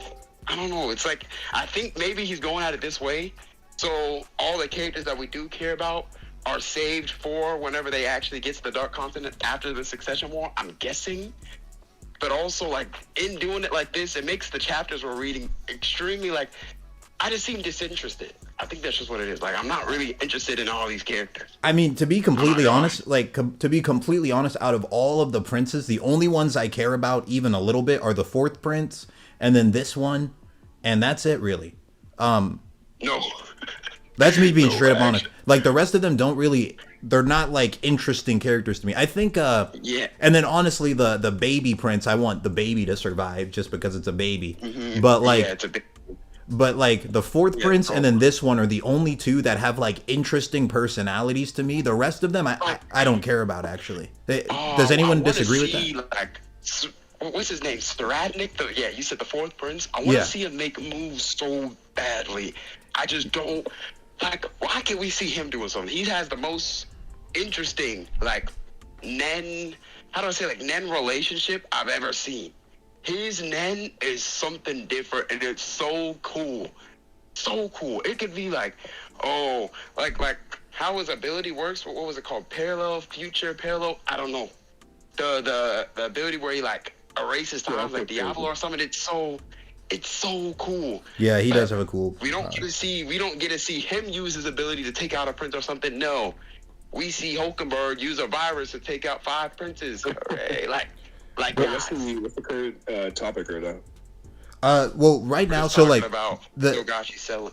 No, we're not. No, so the topic was I was asking, like, do you guys think the walls of text in the Succession War are a problem? And then we've just been like, some of us are saying the only problem we have is when it's like side characters having walls of text. Like when they have like the bodyguards of like Prince number 14, like then we have a problem with it, but otherwise it's not a problem. So that's like what we've been talking about. And I also, the next thing I had just said was I only actually care about 2 of the princes. Like I care about the buff one. I think the buff one's, is his name Benjamin? Yeah, that's Benjamin. Yeah, so I care about Benjamin and then Saridnich, the fourth prince. Like, in terms of, like, their personalities. And then everyone else is just kind of, like, a cookie-cutter, like, cliche, like, king-type villain that I don't care about at all. And then, obviously, I want the baby prince to survive. Wait, you don't like Princess Morena? I don't really, to be honest, I don't really care about Morena. Do you not like Hulkenberg? I like Hulkenberg. I mean, I'll be honest. When I saw Hulkenberg, he just looked like Bobby Hill from King of the Hill, and I just didn't care about him at all. Like that was actually my first impression of him. I was like, I don't care about this Bobby Hill like fraud, bro. Like that. I'm gonna be able to see that. That's you kind of hold yourself, bro. No, that was like my first, my first impression. I've just never said it out loud. He's just always looked like a full potential version of Bobby Hill to me, and I just like have never really cared. But honestly, the more you look it down, the more I'm like, damn, only like 2 or 3 of these princes are kind of cool. Yeah. But like losers, like I don't really care about losers, bro. But I mean, honestly though, I was hoping that more people would like passionately defend this stuff. I didn't think everyone was just gonna agree with me. I thought people were gonna like push back heavily. No, fuck that. No, yeah. Like no. I mean, because I don't know, because like, I mean, most of the time when people talk about the Succession War, they say it's like super great, but like people aren't really defending it. I was hoping people would defend it more, you know? Okay, I hold up. I got here pretty late, but I do think the Succession War is pretty cool. It's pretty great in a lot of ways. Yeah, it's like it's giving me like I never watched Game of Thrones, but like a Game of Thronesy type of vibe with the mind gamers and the writing and the planning and waiting, and it just sucks that it happened to have the hiatus right when it was about to hit a nice crescendo. In my opinion, that really does affect the reading of it. In my opinion, because we're like at the end of it, or we're getting towards the end. and it's stopped. So So sad. back, like, to pick up off what you said, I feel like the hiatuses just make the whole Succession War just feel like build up. I think that's It makes it feel that way might be what it is. worse. It makes it feel like build because like I get invested. I'm like, oh wait, this is gonna happen. This is gonna happen. Oh man, we're gone for 2 years. I'll catch y'all later. And I'm like, oh wait, all this just happened. Oh, we're gonna see this guy in action. And oh, you got me. You got me. Very similar to the boat arc with Berserk and Miura for me. Yeah. Where it's not technically a bad arc. It has some bad things in it, sure, but like the pacing was destroyed by all the hiatuses. Like 3 years of hiatuses for one little boat arc, and I don't know. I think the Succession War is pretty good, personally. I think like Morena and the girl have that fucking mind and battle of trying to get her on her side, and I was into it. Yes, I think whenever I think I need to reread the Succession War arc after it's finished. I'm gonna be like, oh, no, this is a solid arc. God, I love this. Okay, I think that's what it's gonna be. I just feel like right now, actively in the moment reading it, it's just kind of like, it just makes you like think about everything else that could be happening. Let me so much in it where so much could be happening. Where like you have the princes, you have the Zodiac, you have Beyond Netero, you have Hisoka and Koro. You have all these pieces aren't doing shit really. It's kind of weird. I don't even think we've seen Beyond Netero like use Nen yet, bro. Like, God, what are we doing, man? No, okay. Wait, hold on. Let me say something because like in when I did this for One Piece yesterday, I was like the main guy defending One Piece. We don't have anyone defending Hunter x Hunter right now. You guys are just letting it get ran over, bro. Like what are you talking about defending One Piece? You mean like everyone was going along with you? They all loved One Piece. I'm seeing it. Okay. Because like in yesterday's stream, it was like the opposite, right? Like all the things I've said today were like things that people said, and people were calling in and saying that about One Piece, and I was like the guy defending One Piece like by myself, and I was able to do it by myself. But like when it comes to this Hunter x Hunter, people aren't defending it. This is actually not what I expected to happen at all. Like I'm just being honest, because like what I thought was going to happen, I thought I would do this stream and I would play devil's advocate saying these things, and like everyone would push back. Everyone's agreeing with me. I didn't expect that. So like I think it's different though. It's very different. Because One Piece is so much bigger, man. In Hunter x Hunter, we have so little content. We have so little things going on. I'm telling you, I think that's the reason why Hunter. It's just, it's so like, there's too much we don't know to really like ride for Hunter x Hunter. Like I bet you, if I actually knew, like I'm telling you, at the end of the Succession War, 100%, I'm probably gonna be a stand for this arc, most likely. But right now, I just can't ride for this. Cause I'm like, wait, we're going through this arc, and when's the last time we've seen, I don't know, like Crollo? Obviously, we've seen Crollo recently, but like before the last 10 most recent chapters, we don't see Crollo, we don't see Hxh, we don't see any of these guys. These are the guys I want to see it. I want to see Crollo steal those sacred treasures and try to kill himself. Like I want to see Beyond Netero break out of those chains and beat the fuck out of Zodiac. I want to see what's going on the first world beast. I want to see all these things. Bro, I want to know what ability Crollo's looking for. Like, wait, what's he actually going for? What's going on, guys? What's happening? They're just like, nah, man. It just dawned on me. I think the main reason it's so much different for Hunter x Hunter is it's also a little bit more fleshed out, funny enough, for what it is than One Piece. One Piece is like a very broad stroke, but those strokes are full and colorful and they got so much in them, but it's so much. You got more to bite at, more to grab at, more to really have gripes with. With Hunter x Hunter, we really don't know shit. It's kind of crazy. We haven't known shit for the last like 10 years, bro. So I kind of just gave up on like, I could sit here on my nuts and defend them all day, but at the same time, I don't know. I don't know what's gonna happen. Yeah, they can get to this current continent and all die. And then we come back and go. I can genuinely see it. That's the worst part. I can see just like half the cash. It's like that's why I don't think I can get invested in the Succession War. Another theory I've seen that there's people who are saying there's a chance the boat could just sink. They don't even make it. But and that would be awful. But like, I'm fucked, man. It is possible. but dude, like, Imagine a 12-year setup so they just think. Let me get his shit off. Like, get his shit off. Wait, what did you say, Goldbat? Imagine the succession war has been running for 12 years, and the vote just sinks and everyone dies. Amazing writing, bro. Yeah, no, that would suck. That's it, actually. That's some gay shit. I'm sorry, bro. I don't want that to happen. I mean, I don't want that to happen. I mean, dude, because like, yeah, this is not how I expected the stream would go. To be completely honest, I thought I would bring these things up, and I thought like everyone would passionately defend Hunter x Hunter the same way I defended One Piece, but like everyone just went like, you know what? No, I actually don't like all the dialogue from these guys, and like, and I'm like, wait, what? Like, and I just kind of have been watching it happen. Maybe I'm making it seem like I don't like this shit. I'm sorry. I really do fuck with it. Like, I fuck with Secession War tough. I like a lot of the dialogue and the character dynamics and stuff. But it is almost impossible to defend the lack thereof as well. You know what I mean? Yeah, it's like Hunter's like the potential man. I really do like it though. I like No. The whole story is the potential man. Wait. No, I don't think that's fair. I don't think that's fair for Hunter x Hunter, because like I think Hunter x Hunter like reached a lot of its potential in the Chimera Ant arc, like honestly. And Yes. I mean, I was talking to one of my friends about it. Hunter x Hunter could have just ended right when Gon met Jing, and that would have been like a 9 out of 10 manga if he just ended it right there. I mean, I'm not gonna lie. That is such a good point.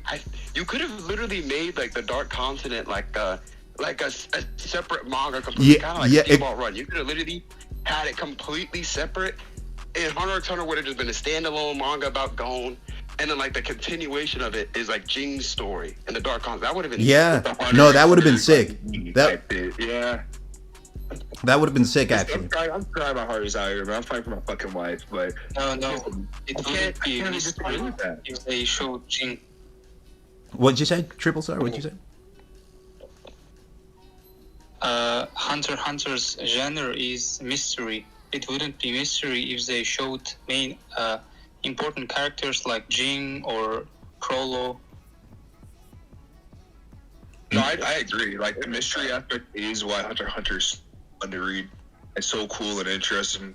But at the same time, I've been reading this since I've been like 11 or something. Yes, bro, it can't be mystery forever, bro. Like, chill, bro. It can't all be mystery, bro.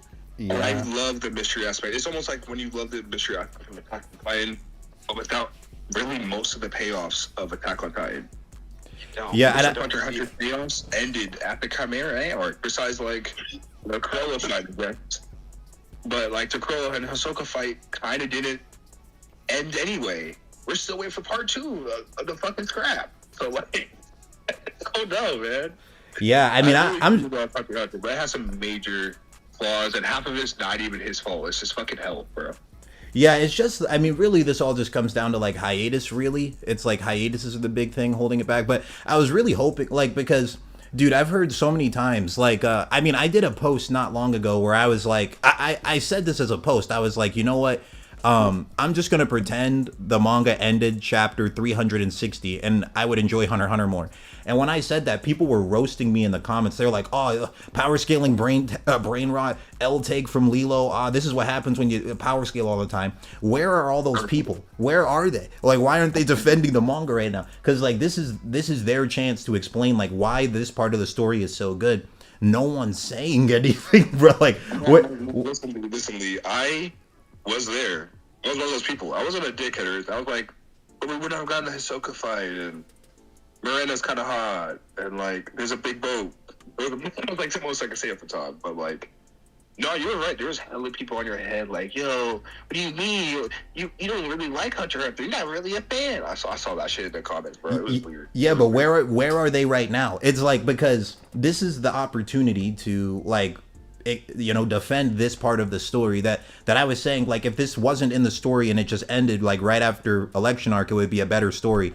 And like, none of those people seem to actually believe what they were saying because they're not saying anything. They ain't here right now. I'll see them. I'm not gonna lie, Lilo. I think the real thing is like with the One Piece debate where you said everyone was against you. You also said that most of those guys, where you said like they hadn't even got past one or something, they weren't caught up they like, were at all. Yeah, I'm guessing that's probably just what like most of those people were in the comments. Because anyone that's read through the Succession War knows that you could genuinely stop at the Succession War. And actually, the Succession War would be really good to start off a story, especially if you started off like off of Hunter x Hunter, where we know all the characters, because all the exposition would be fair till it's like the first arc of the story. This late in the game where we're at, it's not fair. It's just cruel. It's low-key just bad. Because no one likes the writers. Yeah, I agree. Like it, and I don't like reading it. I don't think anyone genuinely likes it. I like reading it. I can't say that. No, I like reading about you too, bro. I cannot believe you. I could bet so much money that if it was a character, not even that like is super important, like it doesn't even have to be Krollo or something. It could literally be like, I don't know, Bona Lenov, Lawrence's information while being in the Mafia space. And he talks about it in like 5 times less detail than these guys. And you would be 100 times more invested, even if it's Bona Lenov, not even someone that crazy. You'd be a lot more invested in it than just these random bodyguards. Not like, I don't like it. I still love the detail, but I'm just saying, dude, I don't know them. I don't know. I just don't know. You're saying the who they are. detail is misplaced. Like, it could be given to the more important characters. That's a great word for it. It's just put in the wrong place. I kind of agree with that as well. But I just makes feel me like, oh, sorry, go ahead. No, you can go. I was saying, kind of agree with say that something. as well. Yeah. But, yeah, 1 second, Triple. It's kind of the appeal of, it's the Because appeal and the flaws we of, don't have main character in Succession War. No, that's cap. I don't believe that. I do not. I don't believe. I would say that the main character is Karapika. Yeah. He's People talking about Gon and Killua aren't the manga, so it's not that important. That's just cap. I'm not gonna lie. Like if Gon and Killua were in the like let's say we didn't see Gon and Killua was training with Bisky, and we're just focusing on all the stuff they were doing to the Chimera Ants, learning about all their abilities and stuff. That would be so interesting. If we just went in detail over there instead of seeing all, I wanted to see their training, but if some people didn't want to see that, it would probably be perfectly fine without them. So you can't say it's because they're not here. It's really not about the main characters, because I'm not gonna lie, what would they even do? Well, what I was going to bring that up as well. Yeah, Killua and Gon don't have technically much stake in this specific story, but Jing is there. That's all I got to say. You know, Gon and Jing, and they have magic. something that would make the we have magic. something that would make the arc a lot more interesting is if Jing was on the boat with them, but they're like traveling on their own like place. It would have been really cool to see Hisoka and Jing interact, but yeah, I mean, I am surprised by the turnout. I thought that this would have been like a ton of people like passionately defending the text, but I'm reading some of the comments. Like Brandon said, I would have defended this arc to death in 2016, but after 20 to 30 more inconsequential chapters, I'm off the hype train. Yes, bro. It's just like I'm with this, and then they're like, oh man, that's just what it is. I don't know. Maybe I'm just different, bro. I think it's just due to the hiatuses. I think the real problem is just the hiatuses is what's holding it back. Because if this arc was already finished, I think people wouldn't be that bothered by it, you know? I think the hiatuses and the dialogue plagues the whole arc. The unneeded. I don't think the dialogue plagues it. No, I think it's very interesting dialogue most of the time. The only time I read the dialogue and I was like kind of bored or not interested was when right after the fucking Miranda fight, mental fight she had with the other, was she a prisoner, bodyguard or whatever she went on her team, a specialist. Here, Tagetsu, one second, hold on, 1 second. Is there anyone, my fault, joking a little bit. Is there anyone in the chat that like would like to defend the long dialogue blocks? Like I saw Neto just hopped in. Neto, would you wanna? What's good?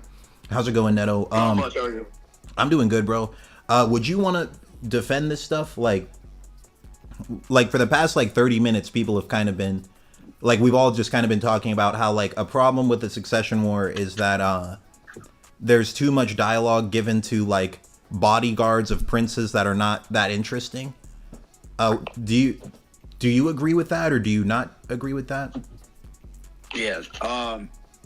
So this is great. My bad. I'm a little late, but I was reading the chat also. I think I understand the whole hiatus. He had like his back problems. I'm sure there's other personal things that just we don't know. And to be like, I understand the certain parts where like you had the dialogue with like the fourth prince, and there's a lot to like digest with like the explanations. But I feel like it may not be like as like length like apart like evenly as like that's why. And then you add hiatus to the conversation. It's just like I see why people don't have interest in it. Like there's nothing more you could say to that. Oh dang. Well, all right. I mean, I was hoping someone would like. Hold on. I got a defense for the fucking dialogue, bro. I ain't gonna lie to you. I don't know. I mean, I would defend it as like it's explanatory and like I really do love it. It's like my favorite anime, like manga, whatever you want to say. And I love where it's going. And if you exclude hiatus, I see why you like want people to defend it. Like I understand the explanation, how it goes into detail, which I think it's great. But like how people are mentioning hiatus or like these characters that like are dying off, like I get it, but that's the whole point of the arc. The whole arc is a whole competition before like the main event. Like, so I see why you'd want to defend it.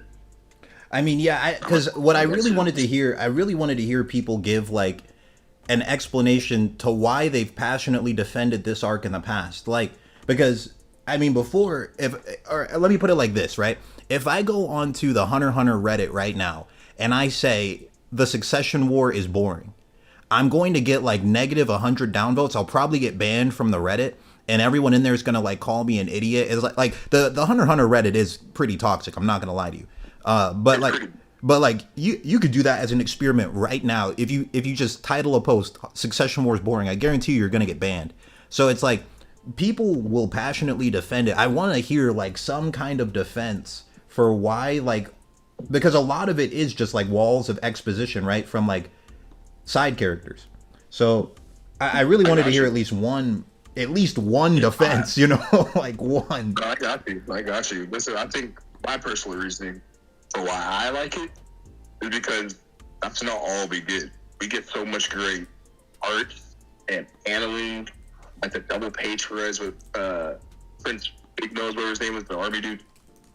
They're so good. We're to the point where I'm like, it's kind of a trade-off almost, where I'm like, I'm getting such good art and paneling and characters doing interesting things. I could take a couple pages of reading like a book almost. I'm not gonna lie to you, but those pages that are over-centralized and so many text bubbles, you feel like your brain's gonna explode, aren't as common as people are making it seem. I've read plenty of the especially more arc where it's like it's great paneling, there's great pictures, and just a good manga. But like you guys said, yeah, there's a lot of dialogue between people we may not initially care about. But I also think that just adds to the realism of the situation almost. Like, this chapter feels more real than, like, most of the other chapters when it comes to, like, character by character interaction, even from the smallest guy feeling like a real-life human compared to just like, I'm probably just a fodder guy who's gonna die, so I don't need dialogue. Like, yeah, sure, he might die soon, but he's gonna say some shit. He's gonna get some shit off his chest. He's gonna get you with some walls of text before he dies. I think we're comparing dialogues. It's kind of the same with the Hunter's exam, right? Because we had characters that just like die off, basically. But that's the thing. Like, you wanna, like, you have to. Yeah, it's interpreting what Togashi wants us to view. And at first, I thought this whole thing was like, did all of Hunter x Hunter fall off? I didn't know it was just gonna be the Succession War. No, because I mean, Hunter x Hunter, like, it's so popular. Like, let me just explain it one more time, because Hunter x Hunter has not fallen off. Like, I'm just doing this because I did this for One Piece yesterday, and like, I had a bunch of people hop in the chat, and like we had a bunch of people passionately telling me One Piece fell off in the post time skip, and I just like wrote down all the things they were saying, and I was like, you know, these same things would apply to Hunter x Hunter. So then I just, that's what I did. I just did another one, but changed the name to Hunter x Hunter instead of One Piece, and I've just been asking the same questions. And like one of the things they said for One Piece is like the panels are too cluttered, and like side characters get too much text. But like in One Piece, I was able to defend it really like easily because I'm like, wait, Triple Star, could you your mic's muffling a bit. In One Piece, I defended it really easily because I'm like, in One Piece, all the time they have side characters that seem like not important at first, but then become like some of the best characters later on. Yo, Triple Star, your mic, bro. I just had to lower his audio. But they become like really important characters later on, like Bon Clay, like Eva, like there's a bunch of characters like that seemed like trash in the beginning, but they're like really cool now. Kuma is a great example. Like he didn't seem that crazy at first. Now he's like beloved and stuff. So, but like, I just asked the same thing for Hunter x Hunter, and like, I thought people would passionately defend it the same way I defended One Piece. No one was defending it though. Everyone's just like, you know what? No, you're right. It is a problem. And I didn't expect that, you know. Sorry to deal with that, man. Oh no, it's not a sorry thing. I feel like I gave a decent explanation. I feel like while the texts are not only pretty interesting, but they are usually incorporated with really good artwork and paneling. And it's just kind of Hunter x Hunter's niche almost, where if you're a Hunter x Hunter fan and you've read the manga for a long time, this isn't like new in a Succession War. Having a whole bunch of texts and people talking that you may not even care about. It's kind of just been Hunter x Hunter's MO for forever. And that's why I like it. Yeah, I agree. Like I do like that about Hunter x Hunter. Like I like how they overanalyze and explain like the possibilities of each situation. I just think like with the Succession War, the issue comes from it being a bunch of characters that are basically the equivalent of like Icalgo, like that squid dude from Chimera Ant-Arc. It's basically like if you don't do that to Icalgo, watch out. It's kind of like having 15 Icalgos explain books to me. Like that's kind of how the Succession War feels at times. Yeah, but with the man, Icalgo. Oh man, you can go for it. With the thoughts. Yeah, I don't know. I've never really liked Icalgo, but I don't know. I mean, is there anyone else who wants to like defend the Succession War? Like I see Mott just joined. Would you want to say anything? Yeah. First of all, is my audio fine? Yeah, it sounds good.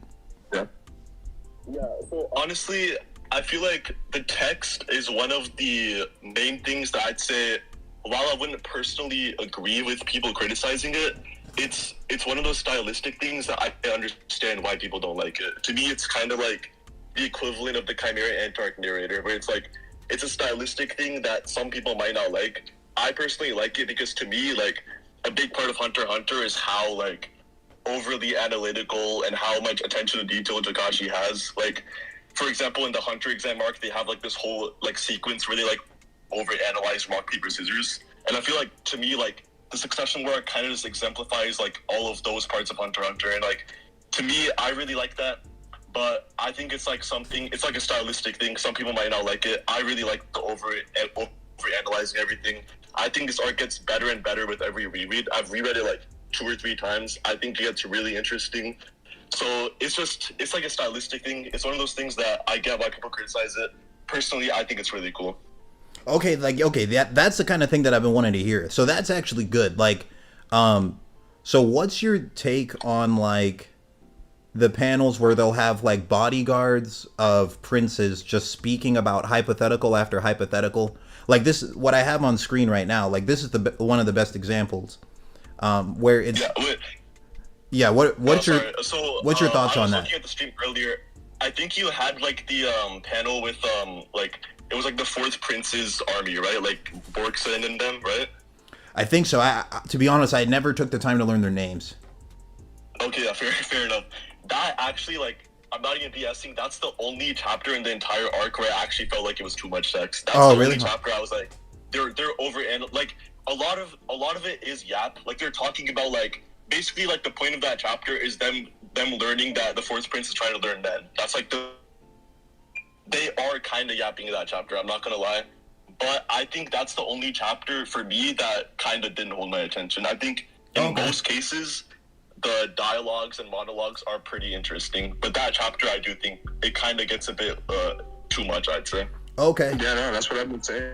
Dialogue and all that interaction with the characters is genuinely on another level compared to like most manga I've ever read. Yeah, but I mean, I would defend most instances in this arc because I do think in most cases the text is really interesting. It just, that chapter, I remember last time I read it, that's the one chapter. But I do think in retrospect, Borkson is an interesting character. Like, clearly Togashi is building up something with her since she had the whole card game with Morena. So, I mean, you were making that point earlier about characters who were like not interesting at first who end up being interesting later on. I think Borkson is going to be one of those characters. And Borkson and Morena personally, yeah.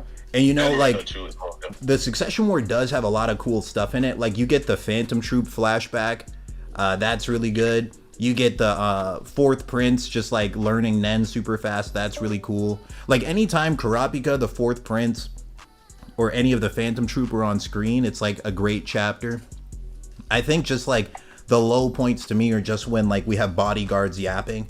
I'm trying to just see if I can find another example at random. I'm just clicking at chapters at random, but I've ended up clicking on, like, just nothing but good chapters so far, just going at random.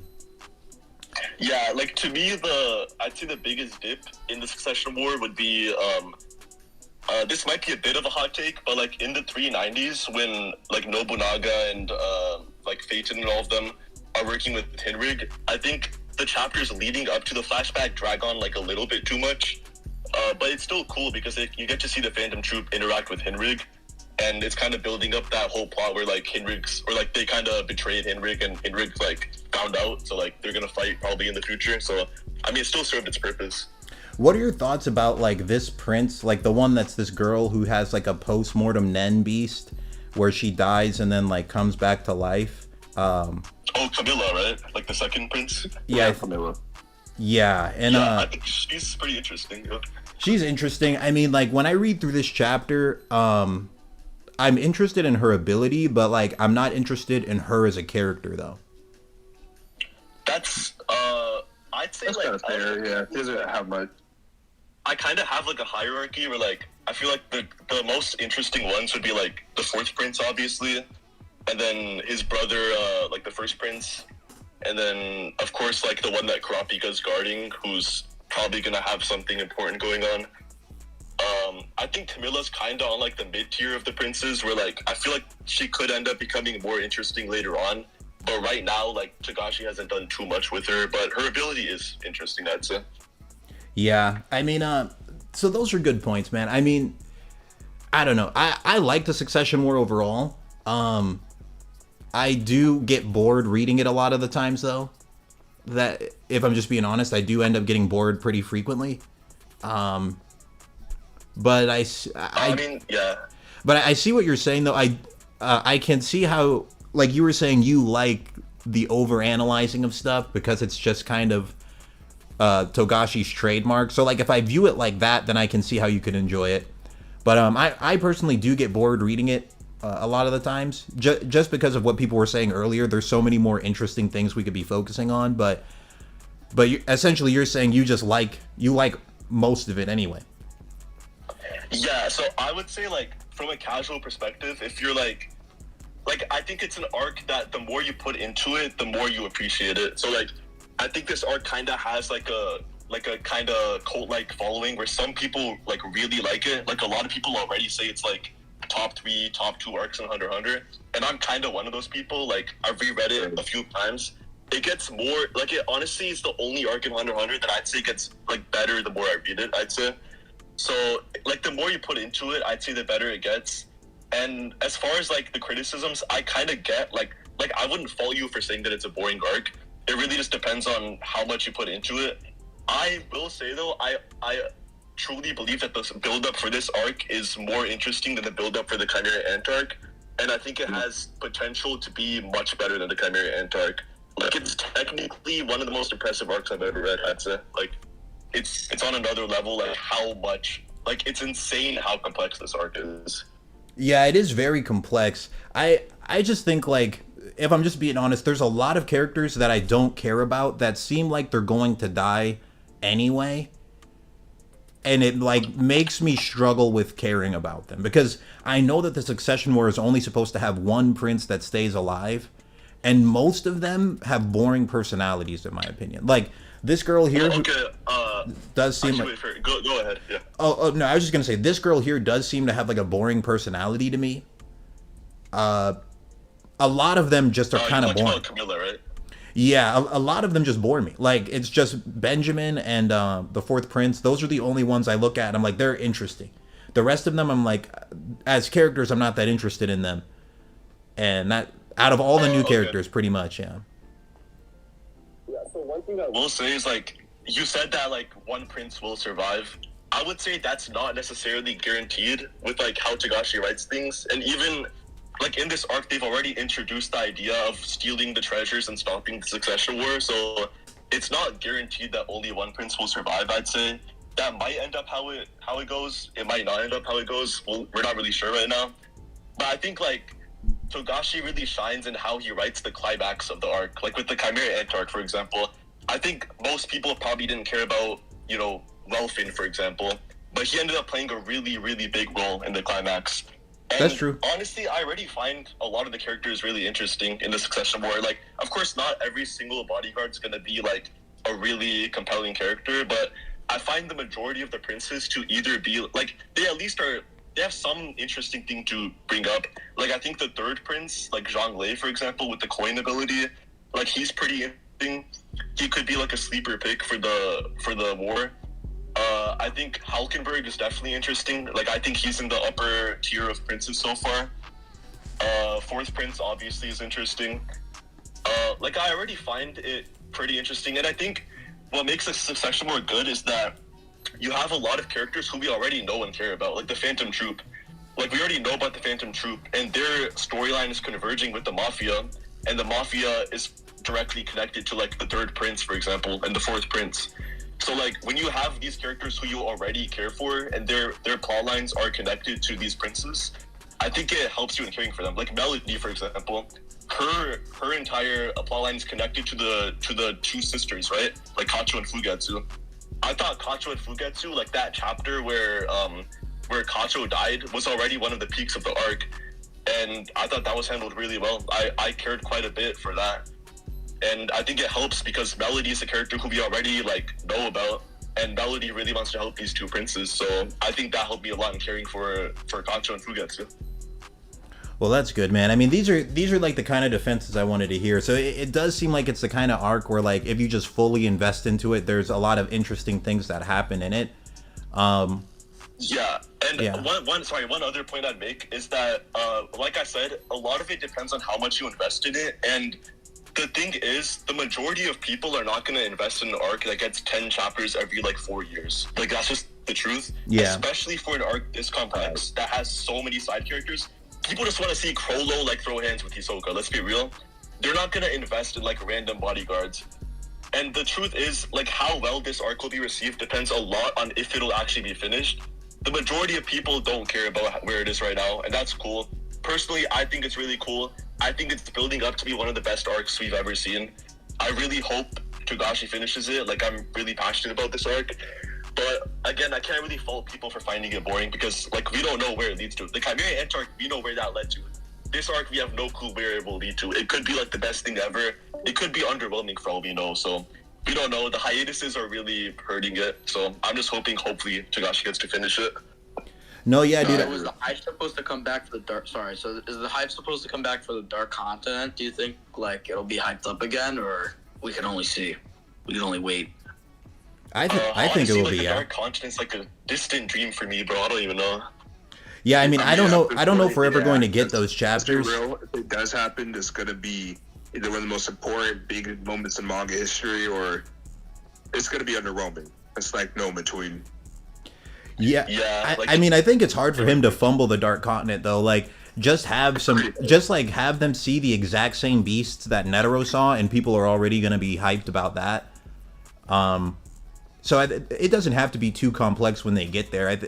There's just so many, like, crazy plot lines that'll be happening, because you'll have the Zodiac and the Phantom Troop and Hisoka and Beyond and Kurapika and maybe like one or two of the princes still alive, all on the Dark Continent. Like, it's kind of hard to mess that up. That's kind of like the Marineford of One Piece. It's like a big battle royale against a lot of different things. So it should be very good. But I don't know if we'll ever get that. The pieces. I'm sorry, I didn't mean to cut you off. Go ahead.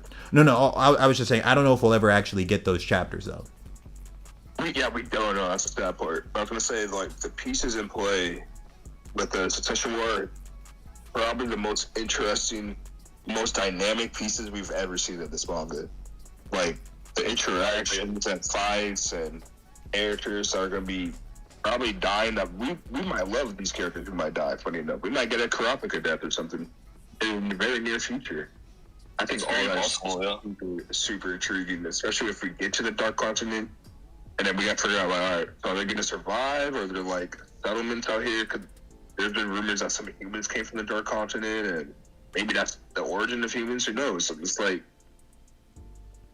all that stuff could be so amazing. It's going to be so amazing, but we have to get there first. And I think that's the biggest fault with the current arc. Chimera Ant arc did take a lot longer than it should have, but at least it finished. And we got to see some really dope stuff. We're right now at the cusp of, like, the coolest crescendo I think I've ever read in manga. These cool ass characters like Jing, and even Jing's own dad could pop up at the Black Continent. That's so many insane. It's like, it almost feels unreal and unbelievable because it doesn't feel like we're hit there. And I think that's the biggest problem personally. Are we that far from the Dark Continent? Like, I understand we still have to finish, like, the whole thing with the princes, but technically no. But with his health, we are, yeah. Okay. I mean, I think if we just got a bunch of, if we got weekly chapters, I think he could get there in like 40, maybe 50. But we also got one super chat here from Derek, and I think this will just be the last point that we'll talk about here. He said, he said he thinks it's going to go back to Gon in Gyro, and then Gon will have Nen again. Do you think what do you guys think? Do you think there's a chance of that? Do you think there'll be a cut away from the Succession War, or like right when they get to the Dark Continent, or like? I think it'd be right after the Succession War, but before the Dark Continent, like something he'd want to squeeze in, and then maybe it would either go back and forth. Unless Togashi would want to jump straight into the Dark Continent. It depends up to him, I feel like. If we ever see Gyro again, I feel like, because I don't know if we will, but I personally don't think we will. If we ever see him again, it's probably going to be, funny enough, either on the Dark Continent, or he might, funny enough, be on the boat or something, because he is Chimera now, and he can technically hold his own. But his role has kind of been fulfilled, in my opinion, by other people like Morena. And so went through the whole, kind of got tortured my whole childhood and getting revenge and want to destroy everything. That's kind of Morena's thing now. It's not all Gyro really was. I feel like he was a good stand-in for the mentality of humanness at the time. But I don't think he was ever truly going to be fleshed out into being the main villain or a character. Because he didn't have enough drug dealer. He was just a drug dealer, so what would Togashi have him do? Like, I understand he's a Chimera arc and now, but like, wasn't he just a cool, like a future villain maybe, like after the Dark Continent stuff. And he's like, hey, I've been here the whole time making a Chimera army or something, and now you got to collab with me. I don't know. Personally, I don't think Gyro's going to have much of an influence on this future story. Just too many pieces that are way more important for us to slip in. She's a good writer. He probably could. I mean, I low-key think that it's going to be like, I low-key think it's going to be like how Greed Island to Chimera Ant arc was for Gon and Killua. We didn't see Leorio or Kurapika at all for like a stretch of like 150 chapters. I think that's how it's going to be. Like, we might not see Gon and Gyro until after the Dark Continent. Like, if Hunter x Hunter was like a weekly manga this whole time, that's what my guess would be. Wait, why do people care Gon and Gyro so much in terms of seeing them again? I think there's a higher chance of us seeing Gon again, way higher chance of seeing Gon again than Gyro, personally. I think it was just because, like, there was a line of dialogue in Chimera Ant arc that said these two will one day meet, or something like that. Oh, shit, you're right. I kind of forgot about that. Yeah, Yeah. Just ask. Every single Zodiac is on their way to Dark Continent, right? yeah. So if it was, it would really only be Gon and Gyro, right? I mean, maybe besides Killua. Yeah, I mean, Killua and Gon are going to If meet you up only again went too to him, at that's some why. point. Yeah, because like Killua's going to meet Gon again too. He said like he's going to adventure with Aluka for a bit and then he'll like hit Gon up. So Gon and Killua will reunite eventually, and Gon's supposed to meet Gyro again too. So yeah, I don't know. There's a lot of interesting things that could still happen. Hopefully we get like some kind of ending to it. You know, yeah, but we'll just have to see. You know, none of us really know. No. With the Gyro thing, I almost want to chop it up to no writer's perfect, and this might be just be Takashi's think he forgot. But that was also like what, years ago he wrote that? Yeah, it was a long time. And yeah, I don't know, man. I feel like the Gyro thing was just something that could have happened. But a lot of mangaka do stuff on the fly. They don't have time or the right outlines, or things don't work out the way they did. I think Gyro just might be a result of one of those consequences. That's true, Bo. I But do have a quick question. oh yeah, what's up? This will be the last thing. What is it? I'm not trying to say anything wrong or like wish anything wrong, but Togashi has multiple endings, correct? Mm-hmm. If there's not enough time, do you think those endings it'll include whatever he had written or planned for the Dark Continent and or Gon and Gyro, or do you think it's just going to be straight to like just those endings from wherever we're at? I think it's just going to be the ending, because like the ending that he released, it didn't have any information on anyone except for like Gon. Like the ending he released was just like it was like Gon became a famous hunter, and he like married the girl from his village, and there was like years where he left her alone to just go on adventures. And then his like great granddaughter doesn't want to be a hunter because like Gon was like a deadbeat, basically. And that's like the only information we got, but we got no information on Killua or Kurapika. I thought he had two other endings. I remember I was watching a video that said Togashi had like an ending A, B, C, or D. Yeah. He said it was definitely not going to be D, but he had like two other options. Yeah, so like the ending like I just described, that was ending D, but like A, B, and C, he didn't tell us what they were. But I was just saying, like, since one ending only gave us information on Gon, the other three, I don't know, they might all be just like that too. They might just skip straight to the end and like not tell us anything about the Dark Continent, not tell us anything about that, you know. Yeah, understood. Yeah, but we'll see what happens, bro. But yeah, I think that's it for this debate. You guys can keep talking if you'd like to, but I'm gonna yap to the YouTube live chat for a bit. But yeah, thanks everybody for sharing your ideas. Yeah, thank you, bro. Thank you. Yeah, peace out, guys. All right, chat. What did you think about all that? Not gonna lie, that did not go how I thought it was gonna go. At all, actually. You know, when I thought of this live stream, bro, I thought everyone was going to act the way that I was acting yesterday. Because like yesterday, right? If you go and watch the One Piece debate I did, you'll see what I'm talking about. Yesterday, it was like just me debating like 12 different people. They were all coming in saying One Piece fell off, One Piece fell off. And I just debated them all. Like, just passionately debated them all. And at the end of the day, I was able to say, like, none of them actually even made good points. Like, maybe one person made, like, one good point. But, like, let's say there was 100 points made, 95 of them meant very, very little. And I thought that that's how today was going to go. I thought I was going to make all these points and everyone was going to hop in the chat and be like, you know what, Lilo, every point you made meant very, very little. And Hunter x Hunter's still great because of this, this, and this. But only one person defended it, like Mott. Mott was the only guy who actually defended it. And yeah, so I don't know. I'm a bit surprised. I thought more people would defend Hunter x Hunter, especially with like the way people respond in comments. I thought more people would have defended it. But just once again, for me to reiterate my actual thoughts on it, like, I actually like Hunter x Hunter. I think it's great. I do not think it fell off. I think it's just in the middle of like the setup chapters to one of the greatest arcs that will be in the whole story. It still clearly feels very much like Hunter x Hunter the whole way through. And if I have any complaint, it's like one of the things I was saying during the stream is that I don't like how like the bodyguards of Butler, sorry, like the prince's bodyguards get so much dialogue. That's like the one part I'm not a fan of. But the Succession War has a ton of really interesting stuff. So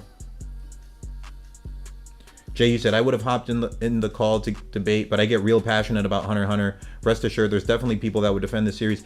Jay, I know there are. I just don't know where they were.